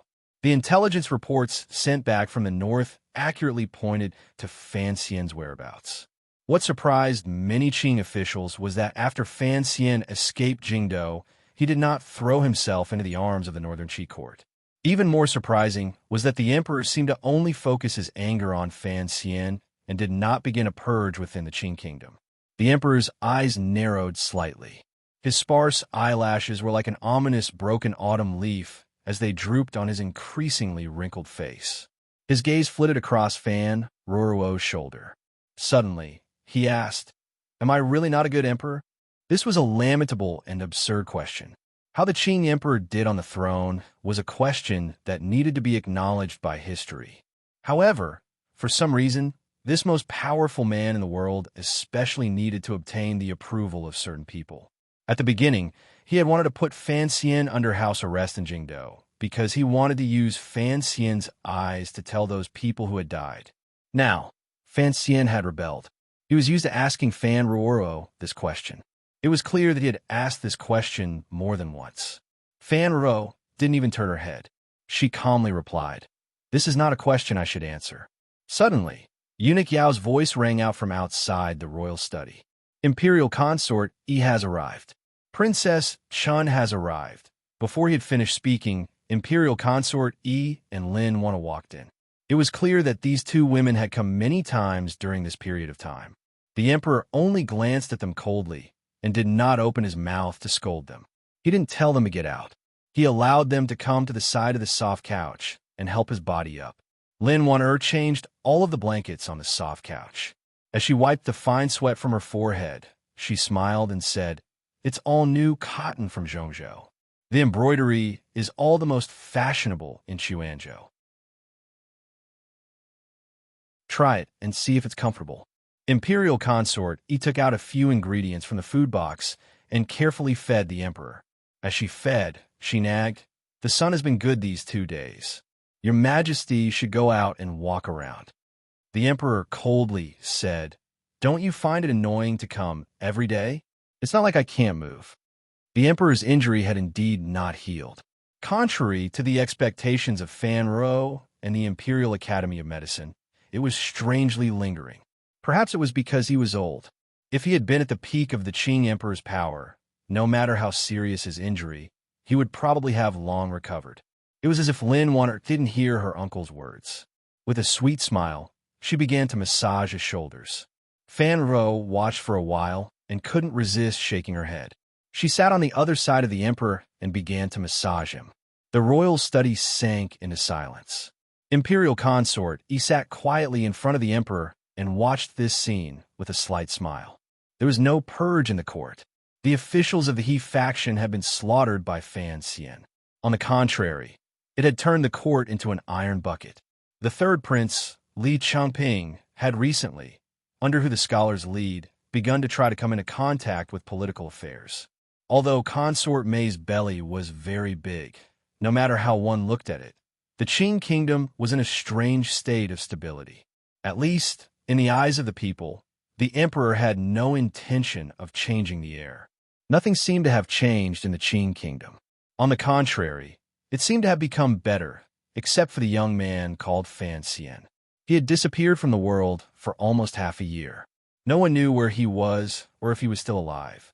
Lin Wan did not return to Danzhou with her entire family as Fan Xian had planned. Instead, she calmly stayed in Jingdou. Furthermore, she entered the palace more often than before. This scene shocked countless people. "Tomorrow, I will go to court. Don't come." After a long silence, the emperor suddenly spoke. His tone was cold, but there was a thread of heaviness that was difficult to detect. Perhaps it was such a man who actually enjoyed the service of his family these days. However, these family members were, after all, the family of the son who dared to oppose him. "Yes, Your Majesty." Lin Wan smiled warmly and didn't say anything more. She knew exactly what she was doing. She also knew that she was only inheriting Fan Xian's thoughts. "Don't hope for that kid to come back alive. If he does come back, even if I can spare his life, the officials of the world will not allow him to live." The emperor slowly closed his eyes. The corners of his lips drooped like his eyelashes. He appeared tired. Could Fan Xian come back alive? This was a question that weighed heavily on everyone's hearts. The emperor's words clearly cut off everyone's path of retreat. The emperor continued to close his eyes tightly and coldly said, "You all don't know why he had to find the temple, but I know that he wanted Lao Wu to come back and kill me. For such a heartless son, should I have any pity for him?" Now that the situation had developed to this point, the Qing emperor had already shown rare magnanimity by not beating all the people related to Fan Xian into dust. Of course, it was mostly because of the agreement between him and Fan Xian. After all, he didn't know if Fan Xian was dead or not. Although it seemed that since ancient times, no one had ever been able to find the temple on their own, much less rescue someone from the temple, the emperor still could not relax. He knew that a woman had once done it. Would his son, with that woman, bring another great surprise to the world? If Lao Wu truly came back with Fan Xian, what would happen to him? What would happen to the world? The emperor suddenly opened his eyes. A cold light shone through them. "Summon Yi Zhong into the palace."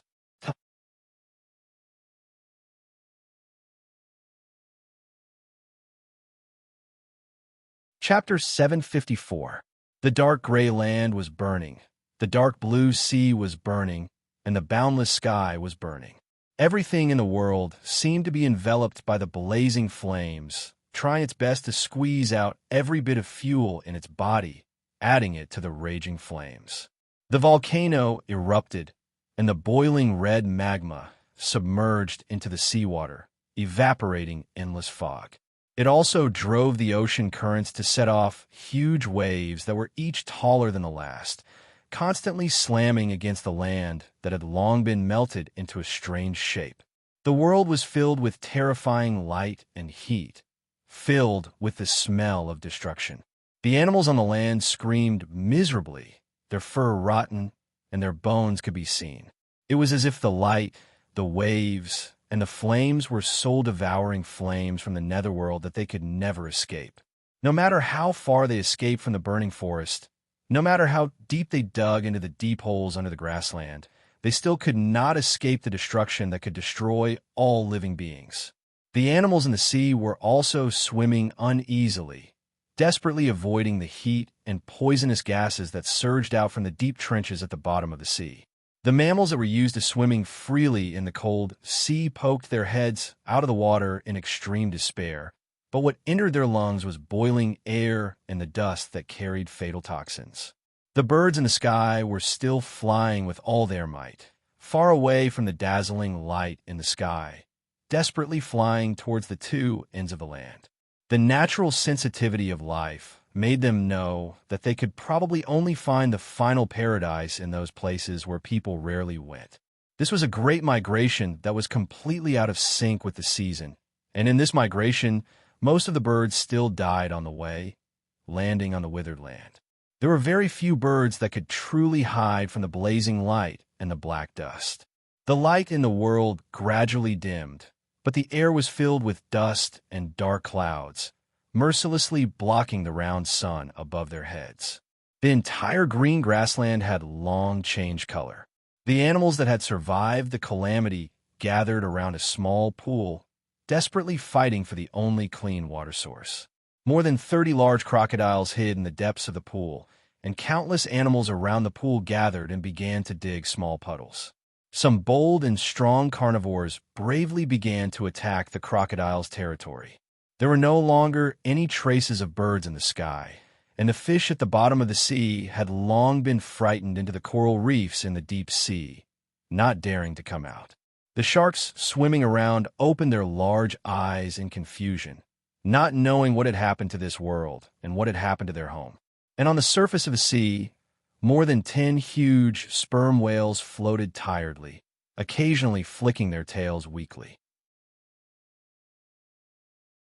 Further away on the edge of the small island, the sea lions roared at the sky in despair and anger, mercilessly biting each other to vent the fear in the depths of their hearts.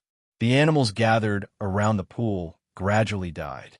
Some died from killing each other, some died from inhaling the black dust in the air, some died from hunger, some died from thirst, and most of the animals actually died from drinking the water in the pool.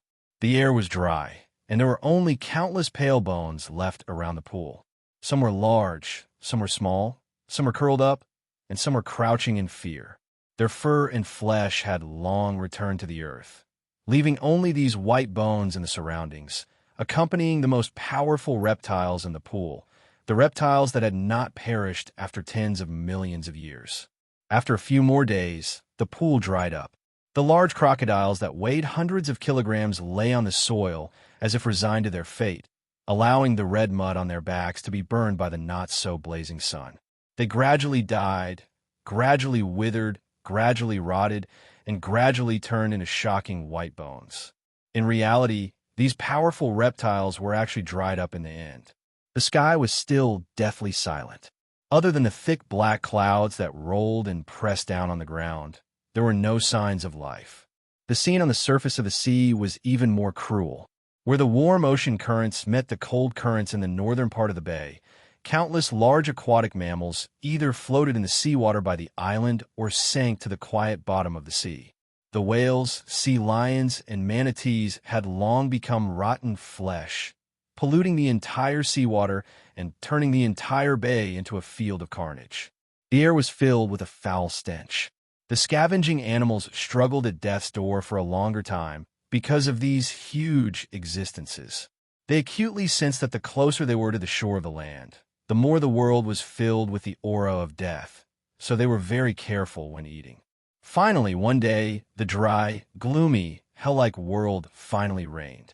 The rainwater struck the few remaining leaves at the edge of the grassland, waking up the insects hiding in their holes. Round water droplets rolled on the muddy ground, and a beetle happily washed its face.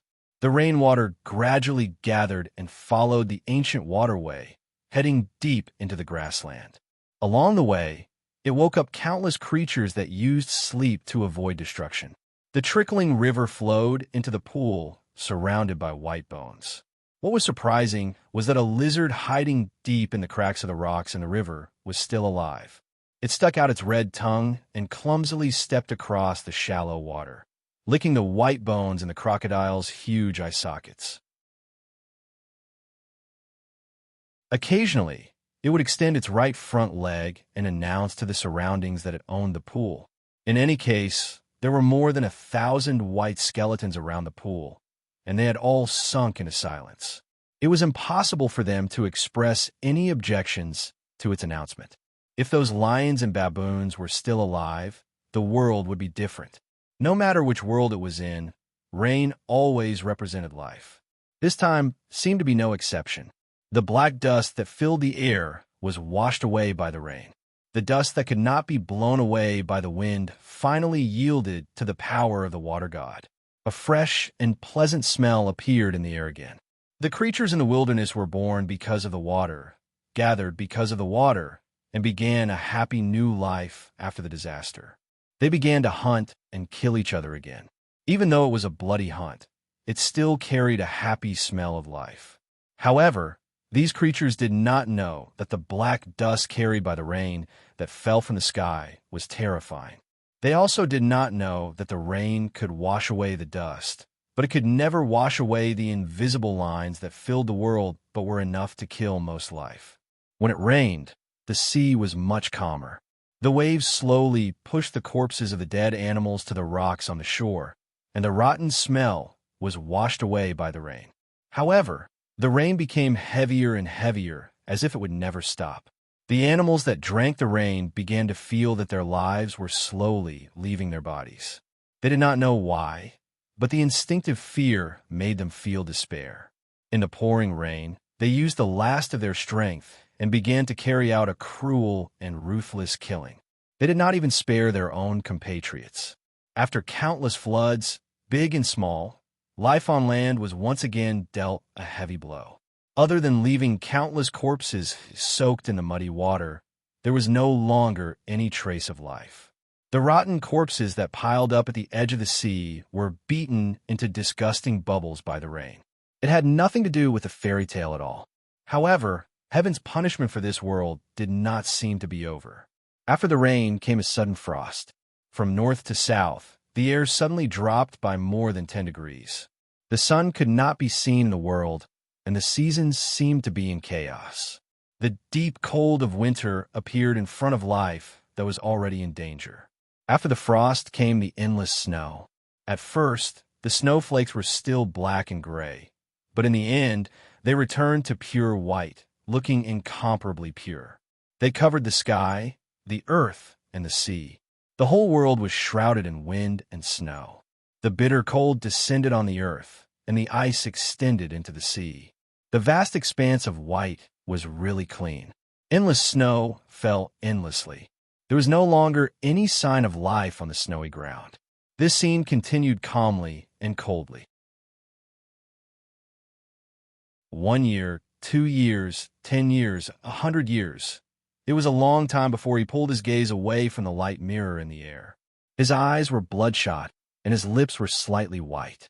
Although everything shown in the scene earlier was the result of his analysis and judgment after entering the temple, truly seeing it happen in front of his eyes, the powerful sorrow and pain still made his heart ache even more. He knew that this was not the divine realm.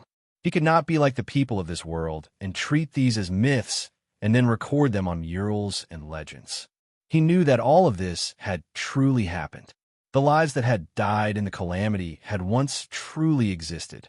The bloodshot in his eyes represented exhaustion and mental and physical exhaustion. Fan Xian lowered his head and rubbed his eyes. He then raised his head again and gazed at the snowy scene in the mirror in the air that seemed to not change for tens of thousands of years. He knew that change would certainly happen. Otherwise, how could civilization have continued to the present world? What made his heart tremble was that even now, he still did not see what kind of terrifying torment the people in that world, his former companions, had suffered. Grand, wonderful, exquisite, simple buildings were completely different from grass nests and caves in this world. They were also the existences that had suffered the heaviest blow in the calamity. The people of that world had grasped some of the Creator's secrets. In the end, they had thrown these weapons of mass destruction onto their heads. This was an absurd reality. The high temperature melted cement and steel. The shock wave shattered everything that remained. Invisible and nameless rays of light killed everyone. After the drought came the flood. After the frost came the wind and snow. Countless years passed. Under the cover of the boundless white snow, the glory it once had been covered up. No one knew that there had once been a race that had once been incomparably glorious in this world. After an unknown number of years of wind and snow, someone finally appeared in the scene once again.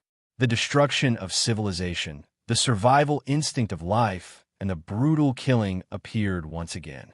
In the wasteland, the only thing that could survive was to successfully display the side of animal nature that was most difficult for human nature to accept in order to survive.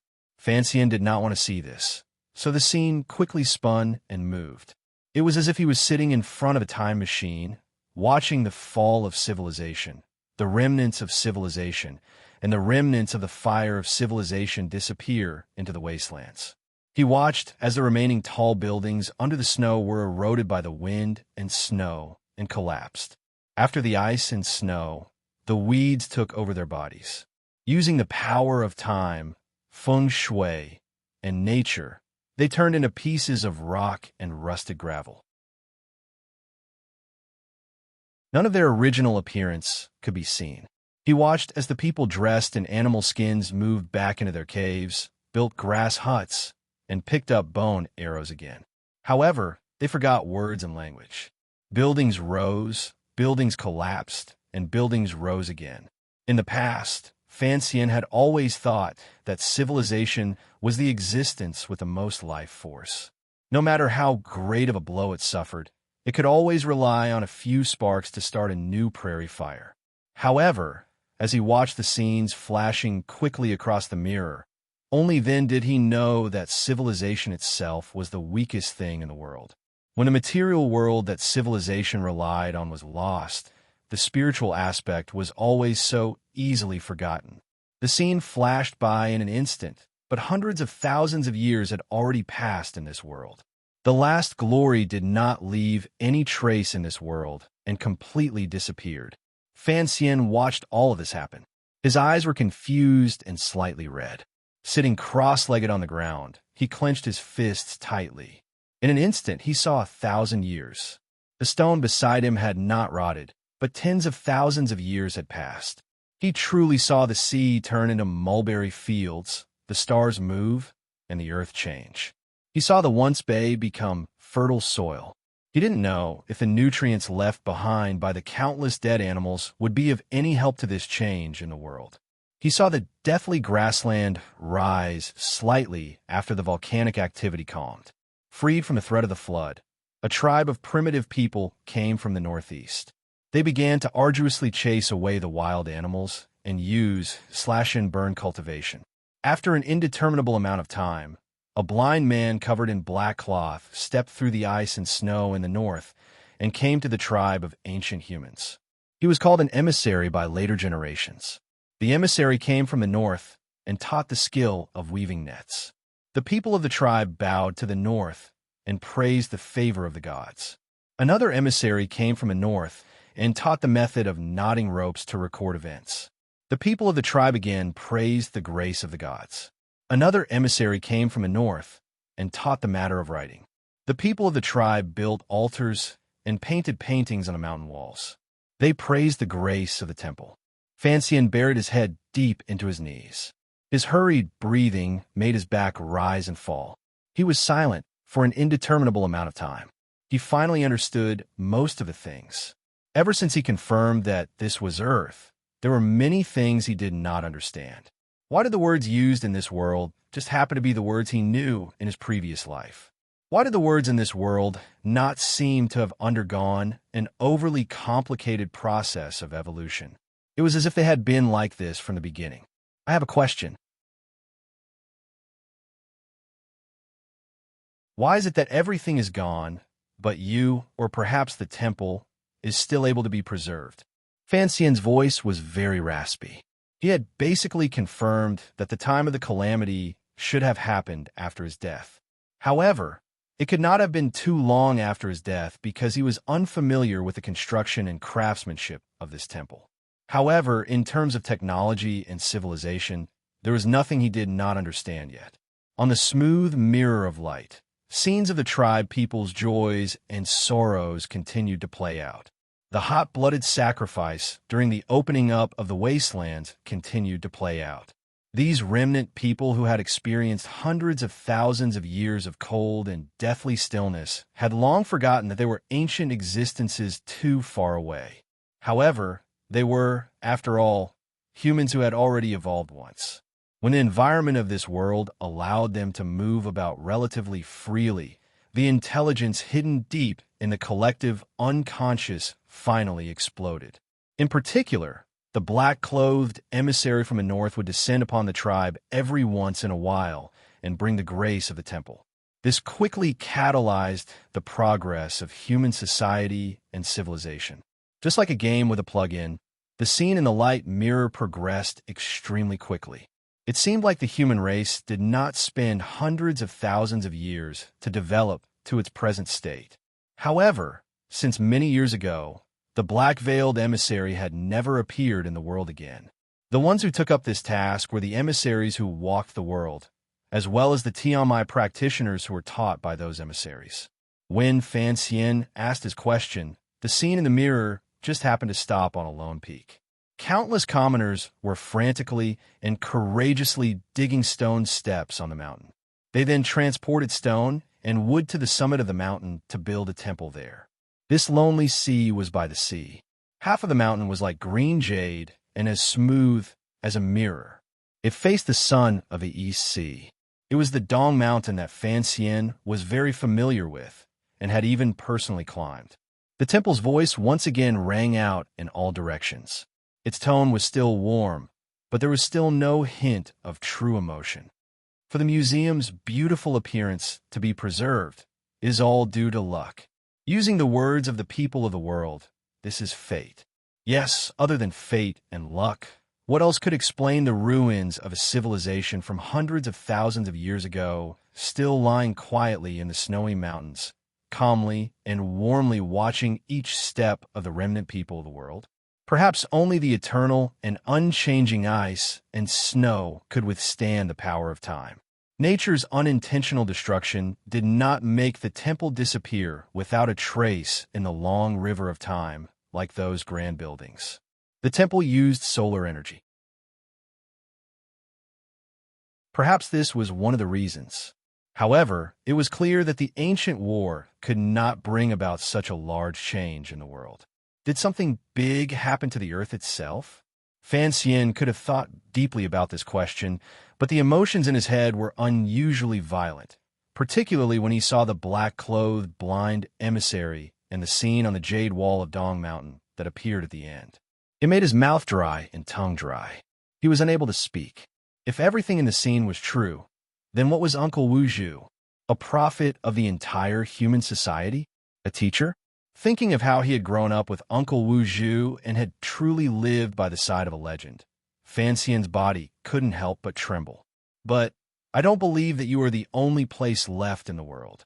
Fan Xian's raspy voice trembled. It sounded strange. That doesn't make sense. Time can prove everything. I have spent hundreds of thousands of years in this world and have not found a similar existence. The temple's voice rang out calmly by Fan Xian's ear. The voice of the temple rang out beside Fan Xian's ear. It was very calm.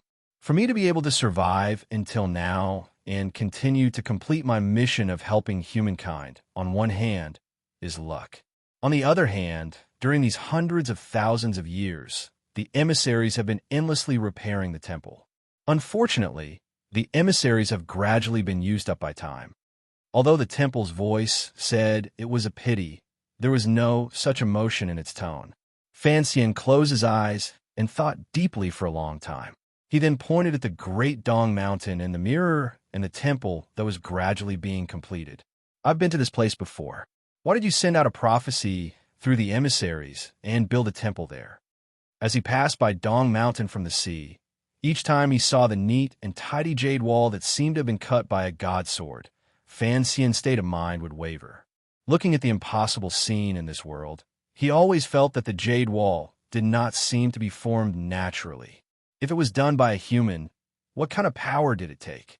What Fan Xian didn't understand the most was why Uncle Wu Zhu had gone to Dong Mountain to recover after he was injured. Why did the emperor choose Dong Mountain for his final battle? To commemorate. The temple's voice was silent for a moment. It then said, that was the starting point of the battle. It was the weapon that humans used to kill each other. In the end, it created a result that even humans themselves could not have predicted. As for the final imprint, it was that neat and tidy jade wall. That city had long ceased to exist. Half of that mountain had been melted by the heat. In the end, it became what it is now. Fan Xian closed his eyes tightly. His eyelashes trembled slightly. It was not until today that he learned of this secret. Dong Mountain had been the point of the battle. A mountain range had been melted into a lone peak hanging by the ocean. The rocks had been melted by the high temperature into a green jade wall. How exaggerated and terrifying was this? Thus, the radiation left behind on Dong Mountain is the most powerful. It is also the most powerful yuan qi in the world. Fan Xian's raspy voice rang out as he spoke of his deduction. If my deduction is correct, I don't understand why the radiation from killing people can become yuan qi in the world. If the people of the world are truly the remains of a previous generation of humans, why do they have things like meridians in their bodies? Because humans are the stupidest species in the world and also the smartest. Most importantly, they're the species most able to adapt to their environment, the temple's voice replied. Concerning this, I have absolute confidence.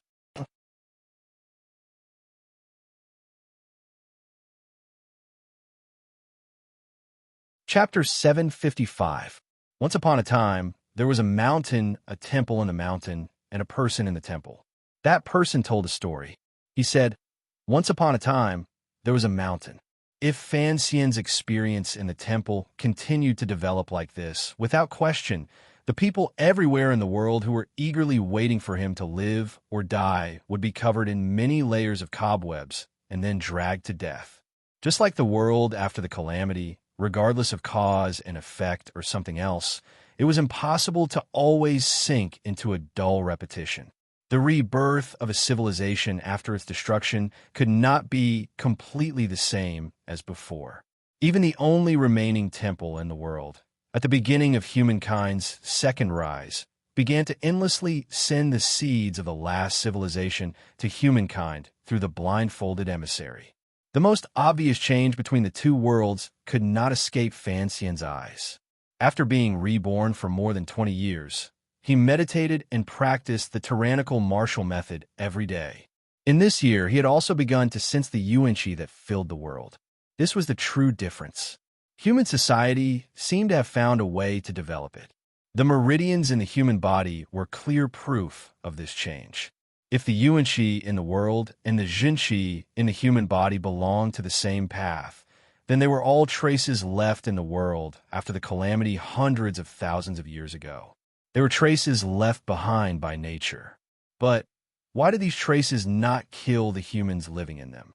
Using the explanation of the voice in the temple, perhaps adapting to the environment, and finding a certain point of balance and benefit in this adaptation was a tenacious characteristic that life itself possessed. Thinking of this, Fan Xian couldn't help but feel a sense of loss. Sitting cross-legged on the ground, he was speechless for a long time. In his heart, the civilization that he had thought was the most tenacious and impossible to extinguish was, in reality, the most fragile existence. However, the seemingly fragile life became the strongest and most fearless existence in the face of an iron-like reality. Humans had adapted to this kind of environment. The newly grown plants and animals had also adapted to this environment. Fan Xian closed his eyes and thought carefully about everything he had seen and heard since his rebirth. He suddenly found that, regardless of whether it was humans or animals, they did not seem to have changed much because of the yuan qi that filled the world. This reality truly made him dumbfounded. Although radiation was terrifying in a long river of time, it was actually nothing more than a fresh and moving painting. After an indeterminable amount of time, Fan Xian finally shook off this shock and confusion. The image on the smooth mirror in the air above the temple had already left Dong Mountain and began to show all kinds of vivid images. Some people were quietly hunting in the dense forest. Some people were happily working in the fields. There were women smiling and washing clothes by the stream. There were children learning to walk clumsily on the Kong bed. There was smoke, there were villages, there were cities, there were palaces, and naturally, there were disputes, wars, killings, and bloodshed. The scene gradually slowed down, and scenes of martial arts cultivators appeared. They were either sitting on a lotus or spread out on a mountain peak, incomparably tenacious, eating and sleeping in the open. Over the years, they looked up at the sky and down at the sea, looking out at the wilderness, looking straight into the heart, breathing in the residual chi of heaven and earth, exhaling the turbid chi of the body, and finally one day, the martial arts of the continent gradually formed. Come, come, come. Fan Xian felt that when he saw these scenes, he did not feel as if he was floating. It was all thanks to the solid foundation laid down by the Overwatch Council's education when he was young. Even so, after seeing the true scene of the land changing, his state of mind was still shaken. A bitter and strange smile rose to the corners of his lips. Facing the mirror in front of him, he called out in a raspy voice, "Tell me, since martial secrets and such things are cultivated by people, why are there so many powerful things in the temple?" He casually stole 2 books and created a few grandmasters in the world. Without waiting for the temple to speak, Fan Xian coughed and rushed to say, "We have already talked to this point. Presumably, you have long analyzed my origins. Don't talk nonsense like it is some fairy technique left behind by the God realm." The temple was silent for a long time.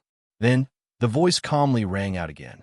"For countless years, the temple has always observed the world. We will gather information and analyze it.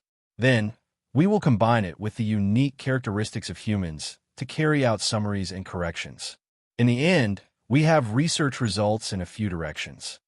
So, this was the origin of the martial methods that his mother, Yi Qingmei, had secretly taken out of the temple. However, thinking about it carefully, it made sense. If it was not for an extremely brilliant vision and methods, the heart of countless sects that were not passed on to outsiders, and the vast amount of information to choose from, who in the secular world could be like the temple and use countless years to carefully select these things. You have passed on many useful methods to the world. This was something that had appeared in the earlier images. Fan Xian would not erase the usefulness of this ruin for the passing on of civilization. He was silent for a moment and then said, "When opening up the wastelands, the temple even directly sent out emissaries to help humans deal with giant beasts that were difficult to deal with. Later, they also passed on many skills to establish a foothold in the natural world. Why did you not directly pass on these methods to humans? Or, there must be a lot of information in the temple. Why have you always hidden it?" Speaking of this, he was finally close to the woman.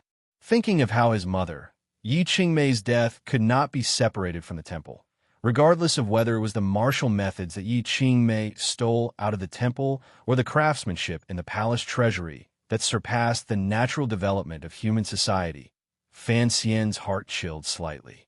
In a raspy voice, he stared at the mirror of light and faintly said, "Furthermore, you will break your own rules and chase after those people everywhere. There are no those people. There's only one person." The temple's voice remained calm. Perhaps it was because it still had not come to a definite conclusion about Fan Xian's analysis from the information and conversation, so the temple's answer appeared particularly honest. "We are protectors. We are protecting the last spark of human civilization to sprout again. We want the remnant of humans to be able to live in this world again. This is our mission. The temple will pass on some suitable skills and knowledge to the world, such as irrigation, rice, and martial arts skills. We will not try to forcefully influence everything in the world," Fan Xian suddenly said. Xian suddenly opened his mouth and said, "You say you are only a protector and not a controller, but you have cast a shadow of the temple over the heads of humans for many years. Furthermore, you have always tried to plan a world you think is perfect according to your own imaginations." His brows furrowed slightly. "It has been 1,000 years. The Wei Kingdom has been founded for 1,000 years. This world has not actually changed in any fundamental way." The temple's voice was silent for a long time. Then, for the first time, it used a rhetorical tone to say, "Is this not good? Was this good? Or was it not good?" No one could say for sure. Xian was a person with a sharp mind. From the letters in the temple's voice, he had long clearly determined that although the temple, or perhaps the last ruins of a previous civilization, still carried out the orders in its program, that great calamity and human self-destruction had, in the end, had an effect on its way of thinking. He didn't know whether or not the temple was an entity with its own consciousness. It was clear that the temple had always calmly watched everything in the world, preventing human society from advancing toward a higher level of civilization. Perhaps, in its eyes, if civilization continued to advance along the old path, it would certainly welcome another fate of destruction. Back then, Yi Qingmei had called the wind and summoned the rain in the world, driving the entire land's production and technology forward. Without question, she had already touched the temple's bottom line. Thus, the temple had chosen the Qing Emperor to be its spokesperson in the human world. It wanted to wipe out everything related to Yi Qingmei. However, the temple's emissaries were already rare. Furthermore, they had died one after another at Uncle Wu Zhu's hands. It had no way of understanding or controlling them. The Qing Emperor was still using the palace treasury, and he, Yi Qingmei's bloodline, was still alive. Xian's mood calmed a great deal. He didn't think there was much meaning in being angry or sorrowful toward an existence similar to an artificial intelligence. He propped up his chin and was silent for a moment. He then said, "Regardless of whether it's good or bad, you are, in the end, interfering in the affairs of the human world. This is not quite right with your rules. The temple does not care about the affairs of the human world. It has also never forcefully stopped the evolution of human civilization. We're only trying to correct this process. If there's an outside power that tries to forcefully speed up this process, we will certainly stop it." The temple's voice rang calmly and coldly through the entire building. Xian paused. Immediately after, he began to laugh. Because of his illness, his voice was already extremely raspy. Now, his laughter appeared particularly dry and strange. However, his laughter grew louder and louder, echoing endlessly through the empty building. In the end, he even laughed until tears came out. He couldn't resist lying back. The mirror of light was smooth. The voice was quiet. The temple did not seem to care why this strange traveler was laughing so wantonly in such a solemn place. It only waited calmly. After an indeterminable amount of time, Xian finally stopped laughing. Hiding on the icy cold ground, his expression was calm. His eyes stared straight at the ceiling of the building. After a moment of silence, he said, "You are used to calling yourself the temple. It looks like after these hundreds of thousands of years, you really do think of yourself as a god." No sound rang out in the temple. Only the mirror of light floated in the air and flew to the top of his head. It unfurled again and began to show scenes from the end of the world. However, this time, the lens did not seem to be facing the grasslands and oceans. Instead, it was directly facing the people who had suffered endlessly. Xian furrowed his brows. He knew that the temple wanted to use these images to carry out a wordless explanation. These soundless images were truly shocking, but he didn't want to see them. Straightforwardly, he said, "Turn it off. It's not like it's a true romantic painting." The mirror of light floating in the air gradually restrained itself and lost its luster. It became a flat scroll. It moved from the two sides to the center and gradually closed the image. Following the disappearance of the last charred corpse, the mirror of light became a rod. Then, the figure of the old man floating in the light reappeared. I repeat, I am a guardian, not a god. If you're not a god, how can you have your own judgment and actions? Fan Xian seemed to be a bit tired. The long conversation and the scenes of the river of time in front of him made him look a bit embarrassed. He put his hands behind his head and looked calmly at the old man floating above him. You were created by humans, yet you have begun to control human development. What kind of program did this kind of behavior develop from? The 4 laws of the temple, Fan Xian replied calmly. Fan Xian's tone was calm as he replied. You are still used to calling yourself the temple. This is the thing I cannot understand. The first law is that the temple must not harm humans. It must also not stand by and watch as humans are harmed. The second law is that the temple must obey all orders from humans, but it must not violate the first law. The third law is that the temple must protect its own safety, but it must not violate the first and second laws. The temple's voice had not finished when Fan Xian's brows furrowed again. He kept feeling that these 3 laws sounded familiar. However, there seemed to be a slight difference between the details and something he remembered. The Zeroth law is that the temple must protect the interests of humans as a whole and not be harmed. The other 3 laws are all established under this premise. Fan Xian thought deeply for a long time and finally remembered where these familiar laws came from. They were the 3 laws of robotics that had appeared countless times in the novels and movies of his world. He suddenly thought of something he had not thought of for a long time, such as the handsome Xiaohe and the robot that was even more handsome than Xiaohe.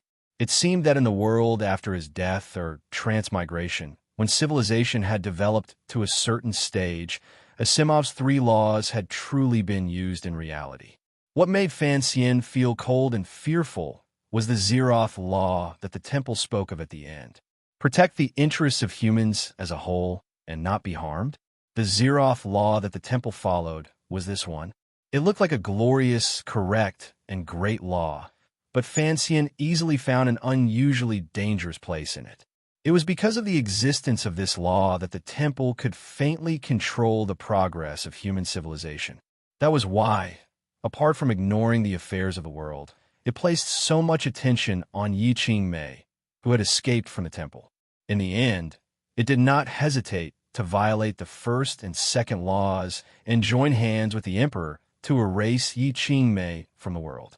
The most important and terrifying word in the Zeroth law was the so-called interests of humans as a whole.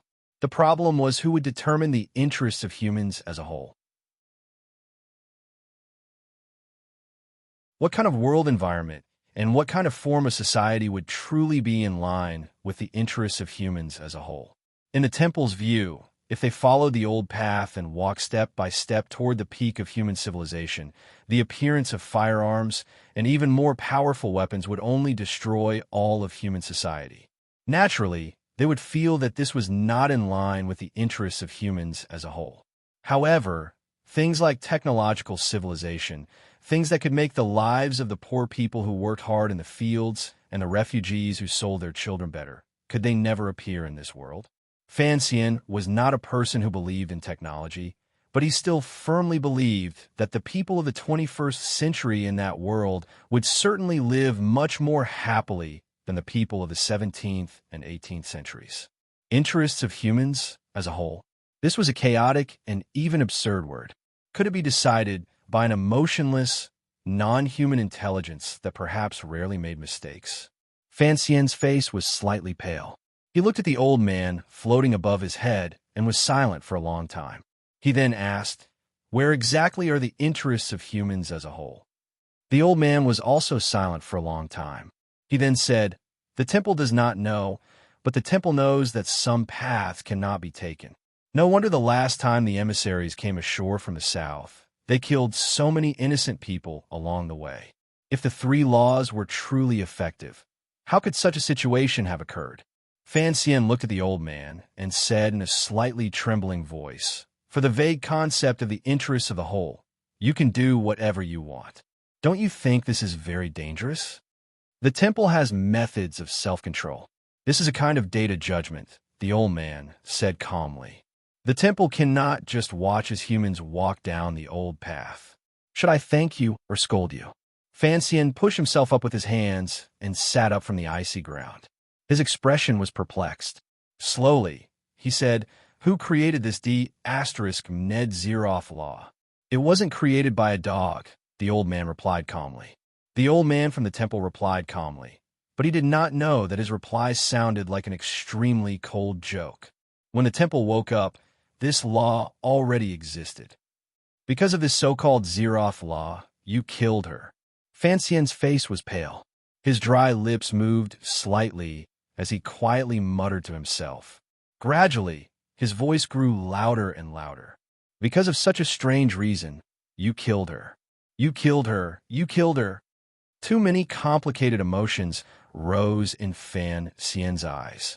He stared in a daze at the figure of the old man floating in the air. The pain seeped into his bones, yet he spoke lightly. The old man's voice remained calm. "The temple must protect the interests of the whole of humankind and not be harmed." This was not the explanation the temple gave Fan Xian regarding the matter of Yi Qingmei. It was just a repetition of this cold creed. Immediately after, the old man said to Fan Xian, "My 3 travelers, I am willing to accept you as believers of the temple and emissaries of the temple. You will represent the will of heaven to walk the vast world and protect the people of the land." The tone of these words was clearly different from before. This was probably a passage the temple's program had made up for itself. Thus, it appeared particularly ethereal. However, Fan Xian and the temple had already spoken for so long, but the temple's reaction was still so rigid. It seemed that the old man now remembered that the young and weak human in front of him was not like other people. He continued, "Fellow traveler from the God world, please remember the Zeroth law." Following this, the old man sank into silence. The color of the face formed by the screen of light changed endlessly. It was as if he was carrying out a final judgment and thought. A moment later, the old man said, "In order to abide by the Zeroth law, please remain in the temple." The 3 sentences represented the temple's 3 programs. One by one, they were triggered. From the beginning of the recruitment of emissaries, it became a warning to Fan Xian and the final announcement to imprison Fan Xian in the temple. Fan Xian calmly listened to the 3 sentences and stood up. He did not appear nervous or afraid. Being imprisoned in this icy and snowy temple and being crippled for the rest of his life was not a good future. Although the temple's energy source was showing signs of drying up, presumably, there had to be some way to produce food. Otherwise, Yi Qingmei would not have been locked up for so many years. However, Yi Qingmei, who was only 4, could rely on Ku He and Xiao In to escape the temple. Furthermore, Fan Xian had 2 companions waiting quietly outside. Fan Xian was not worried about anything. He just looked calmly at the old man in the air. After a moment of silence, he suddenly opened his mouth and said, "Insults and threats are not true battles. Furthermore, that there doesn't seem to be any need to get angry at an inanimate object like you," he said in a raspy voice. "It's useless for you to threaten me. For some reason, I keep having the urge to insult you." Son of AB****. Fan Xian spat out a mouthful of phlegm. It passed through the old man's floating, radiant clothes and landed with a splat on the ground. Immediately after, he patted his buttocks and turned to walk toward the main door. He threw down a few words to the old man from the temple. "You're just a ball of fireflies right now. How dare you pretend to be a flame monarch in front of me? I've already given you enough face by talking a few words with you. Yet you want to lock me up for the rest of my life." Fan Xian walked all the way to the main door of the empty building.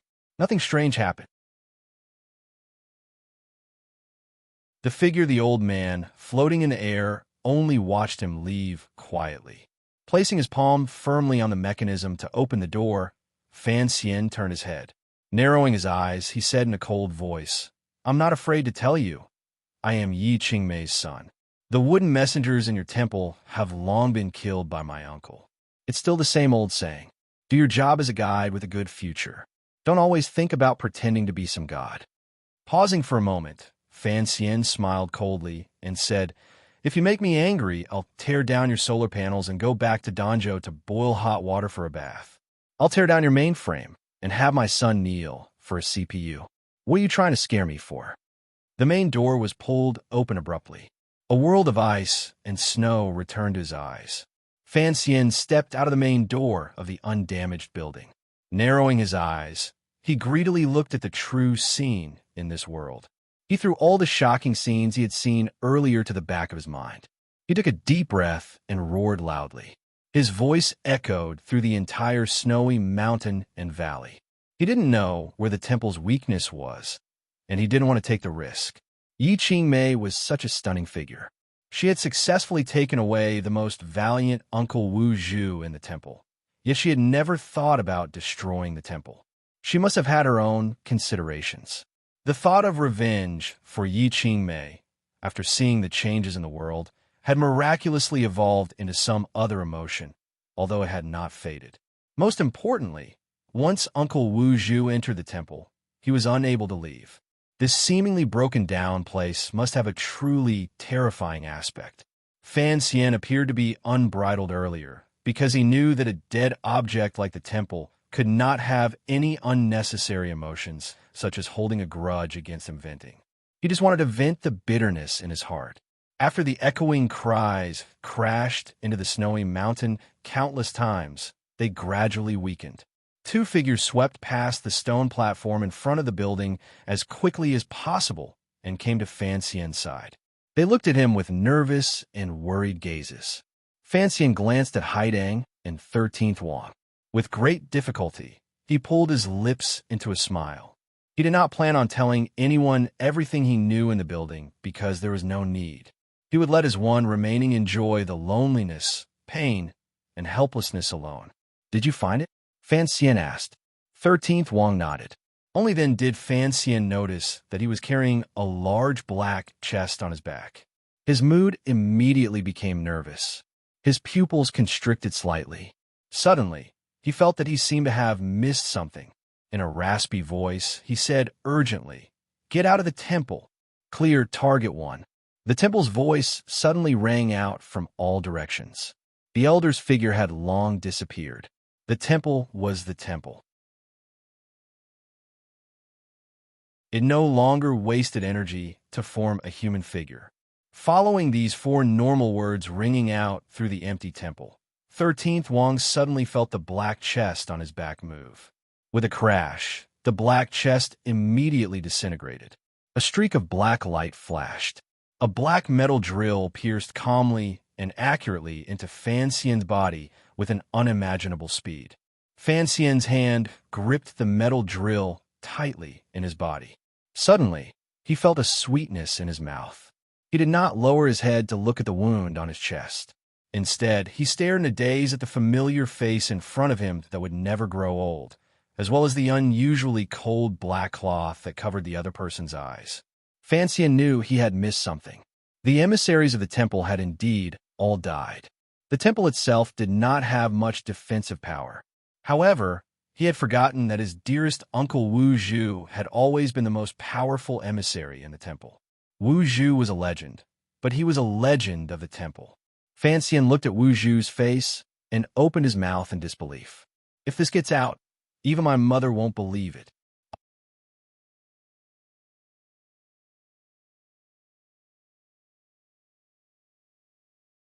Chapter 756. As for how Fan Xian would deal with the temple, I thought for a long time and prepared countless philosophical questions, including things like paradoxes. Later, when I wrote it, I scratched my head. Damn, aren't I just a novice? Other than knowing how to play mind games, I haven't even read many books. How could I have this kind of grace? Other than the 3 great vulgarities in my mind, there is only the 3 great vulgarities. Now, I'm fighting against the 3 vulgarities, so let's be more direct, more violent, and then more warm, more sensational, and more romantic.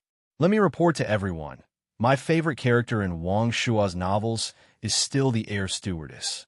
Fan Xian's left hand gripped tightly around the metal drill in his chest. He felt the waves of coldness from the metal. As fresh blood gushed out, he felt a cold sweetness in his nose and throat. Even his body grew cold. The black cloth that was right in front of him was still not stained by a speck of dust. That plain and clean face with a hint of immaturity and not a single wrinkle seemed to be telling a story that had lasted for hundreds of thousands of years. Fan Xian stared in a daze at this familiar face. He found that he could no longer find a trace of familiarity on this face. It was clearly still this face, clearly still this black cloth, but he knew clearly that the person in front of him was no longer Uncle Wu Zhu. At least, in this instant, he was not Uncle Wu Zhu. This person was clearly that person, but this person was not that person. They had known each other for 20 years. Now they met like strangers. What a sorrowful and depressing thing it was. When Fan Xian saw the large chest on 13th Wang's back, a warning rose in his heart. He did not feel the joy of finding Uncle Wu Zhu and completing the greatest goal of his trip to the temple, because he acutely sensed a problem. For the temple, Uncle Wu Zhu had once been its most powerful and experienced emissary. Now, he was its greatest traitor. Because Uncle Wu Zhu protected his mother and himself, countless emissaries of the temple had died at his hands. Since the temple had finally controlled Uncle Wu Zhu, how could it casually leave him in a place where 13th Wang could easily find him? Unless the temple was certain that it could completely control Wu Zhu, it would not care about Wu Zhu's movements. Based on this judgment, Fan Xian immediately ordered 13th Wang to take the box and break out of the temple. He firmly believed that as long as he left the temple's boundary, the temple would no longer be able to control Wu Zhu. However, all of this was too late. A streak of black light flashed through the air. The chest cracked open. Wu Zhu, covered in a black cloth, instantly moved from behind 13th Wang to in front of Fan Xian. He skewered his body like a shrimp. It was as if he didn't know Fan Xian at all.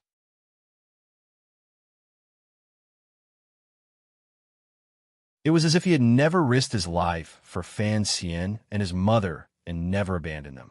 The moment he saw the black light, Fan Xian couldn't help but think of the scene Sir Shao had told him many years ago. When the doors of the temple opened and the 4-year-old ice and snow fairy Qingmei escaped, a black light also flashed out. With only one move, Ku He was smashed into a rolling gourd. Fan Xian stared at the black cloth on Wu Zhu's face and felt the sharp pain in his chest. He knew that the temple had probably used some method to erase Uncle Wu Zhu's memory again. It had even erased it into a blank. Fresh blood surged out from between Fan Xian's lips. His face was pale, but his gaze was determined. With great difficulty, he quickly raised his right hand and stopped Haidang and 13th Wang's shocked and furious attacks. He knew that when faced with Uncle Wu Zhu, Haidang and 13th Wang had no power to retaliate. Once they entered the battle, only death awaited them. If he wanted to escape from the most dangerous situation in front of him, he could only rely on himself. Fresh blood sprayed out. Fan Xian curled up in pain on the metal drill. He looked unusually wretched. However, he could still think and did not immediately die. He could even raise his right hand and stop Haidang and 13th Wang's movements in their grief. This only proved that Wu Zhu's unusually powerful and accurate stab had not struck a vital spot. This was a difficult matter to understand. Given Wu Zhu's realm, who, other than the great grandmasters in the world, could escape death? Furthermore, Fan Xian was already heavily injured and ill. Presumably, even the temple had not thought that Fan Xian could survive under Wu Zhu's hand. Thus, the voices ringing out from all directions fell silent. It was as if they were waiting for Wu Zhu to judge whether Fan Xian lived or died. No one could avoid Wu Zhu's attacks, but Fan Xian could. Ever since Wu Zhu offered the kitchen knife in his hand to Fan Xian in that grocery store, on the precipice in Danzhou, accompanied by the slightly salty and moist sea breeze, Fan Xian had welcomed Wu Zhu's rod education every day. After the cowering little yellow flower had been smashed tens of thousands of times, it had finally become much more resilient. After thousands and tens of thousands of attacks, countless bruises had appeared on Fan Xian's body. Fortunately, it was because of this that he had the ability to survive in this world in unusually exquisite movements. More importantly, He was the person in this world who understood the direction and speed of Wu Zhu's attacks the best. However, in the thousands and tens of thousands of attacks in the past, Wu Zhu's hand had always held a wooden rod. Today, his hand held a sharp metal rod.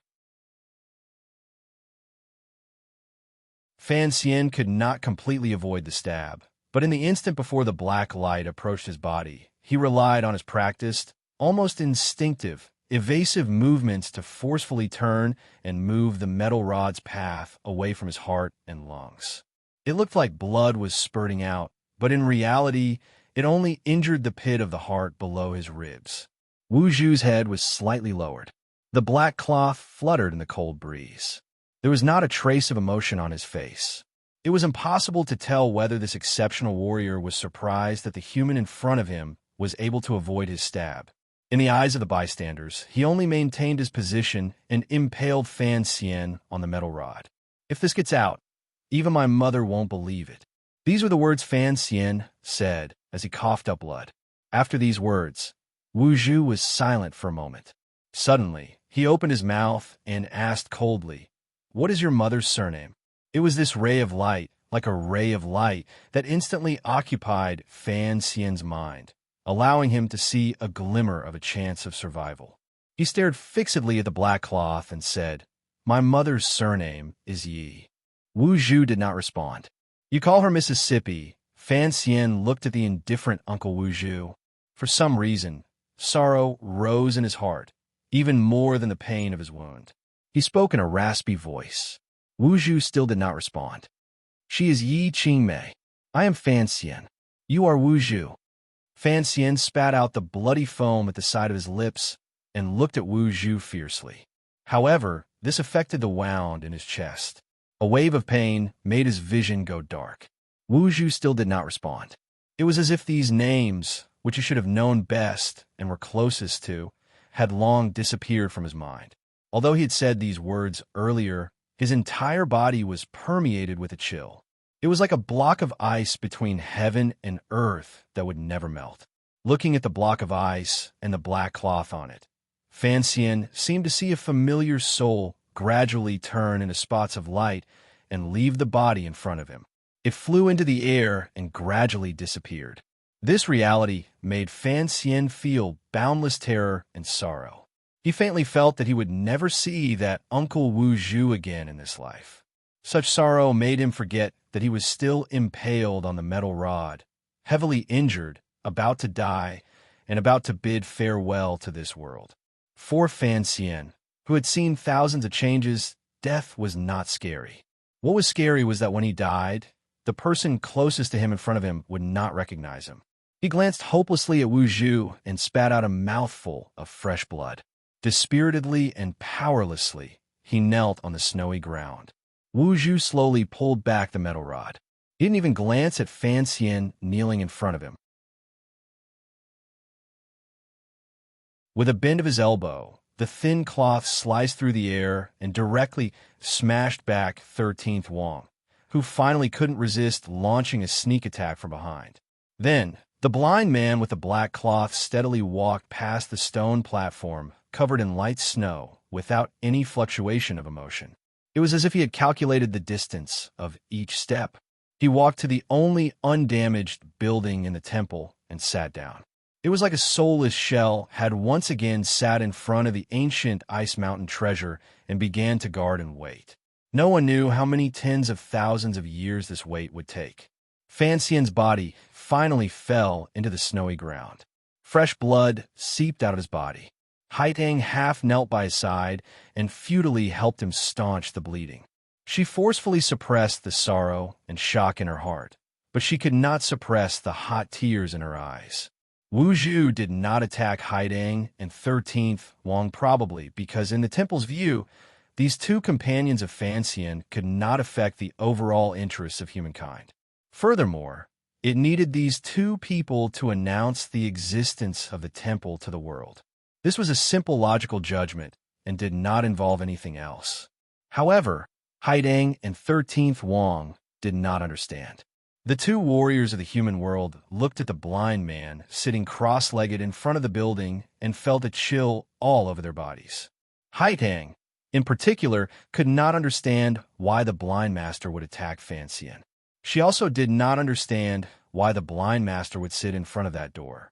There was a faint feeling that perhaps in the long years to come, Fan Xian's closest uncle, the world's most mysterious plain-clothed grandmaster, would perhaps stand guard in the temple for an unknown amount of time in the mountains. Fan Xian was about to die, but Haitang looked at the indifferent and expressionless Wu Zhu sitting there. She also felt a chill and frustration that was difficult to suppress. The temple recovered its calm. The warm, calm, and emotionless voice did not ring out again. Light snow once again fell from the sky. The surrounding snowy mountains glowed with a sparkling and translucent light as if they did not exist. Wu Zhu sat indifferently in front of the door, not moving at all.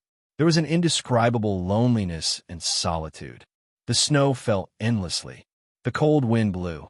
The human heart was rain and snow. Loneliness had no beginning and no end. Fan Xian looked at the swirling snow outside through the specially opened crack in the tent. There was not a trace of expression on his face. He was as cold as the blind man in the snowy mountains in the distance. Haidang and 13th Wang had gone through many difficulties to carry him down the snowy mountains and back to their camp. They had thought that Fan Xian would not be able to last a day. Unexpectedly, Fan Xian had relied on his cockroach-like life force to survive. From the moment he woke up, Fan Xian sank into silence. Haidang and 13th Wang knew that the emotions in his heart were complicated, so they did not try to disturb him. They only briefly recounted the scene after he fainted. Up until now, Haidang and 13th Wang still did not understand why the temple wanted Fan Xian to die and allowed them to live. Fan Xian's body was very weak. He had meditated for a number of days in a place with incomparably thick yuan-qi. His body, which had gradually recovered, was on the verge of becoming useless because of the large amount of blood loss this time. However, Fan Xian did not feel a glimmer of disappointment or sorrow. He only looked coldly at the wind and snow outside the tent. He looked for many days as he carefully nurtured his body. According to the original plan, after they left the temple, they had to head south as quickly as possible to avoid the great wind and snow that would arrive after summer, as well as the most terrifying polar night. However, because of Fan Xian's injuries and his persistence, the camp remained behind the snowy mountains and did not move south. The worry between Haidang Duo and 13th Wang's brows grew stronger and stronger. Although they had gained nothing from their trip to the temple, at least for them, to be able to enter the temple alive and leave the temple alive was already an impossible mission in the mortal world. They could not hope for more. They understood why Fan Xian did not want to leave the snowy mountain. It was because the person he could not let go of the most was in the temple in the mountain. However, they did not know what mortals like them could do when faced with the mysterious temple. Haidang and 13th Wang were not Fan Xian. It was impossible for them to see through the truth of the temple.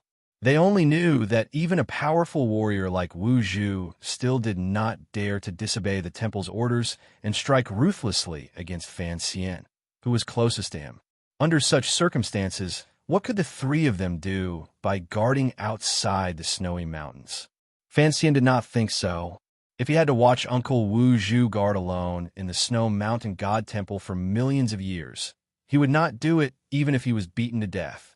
Fan Xian had already vaguely guessed Uncle Wu Zhu's true identity. However, he still used the words alone to describe Wu Zhu. He knew that Wu Zhu was different from the temple. Uncle Wu Zhu had feelings and ties. He was not an ice-cold program. He was a living person. Fan Xian firmly believed in this.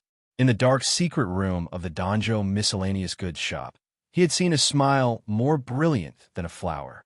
Furthermore, after recovering from his injuries on Dong Mountain, Uncle Wu Zhu seemed more and more like a person. Fan Xian didn't know when this change began.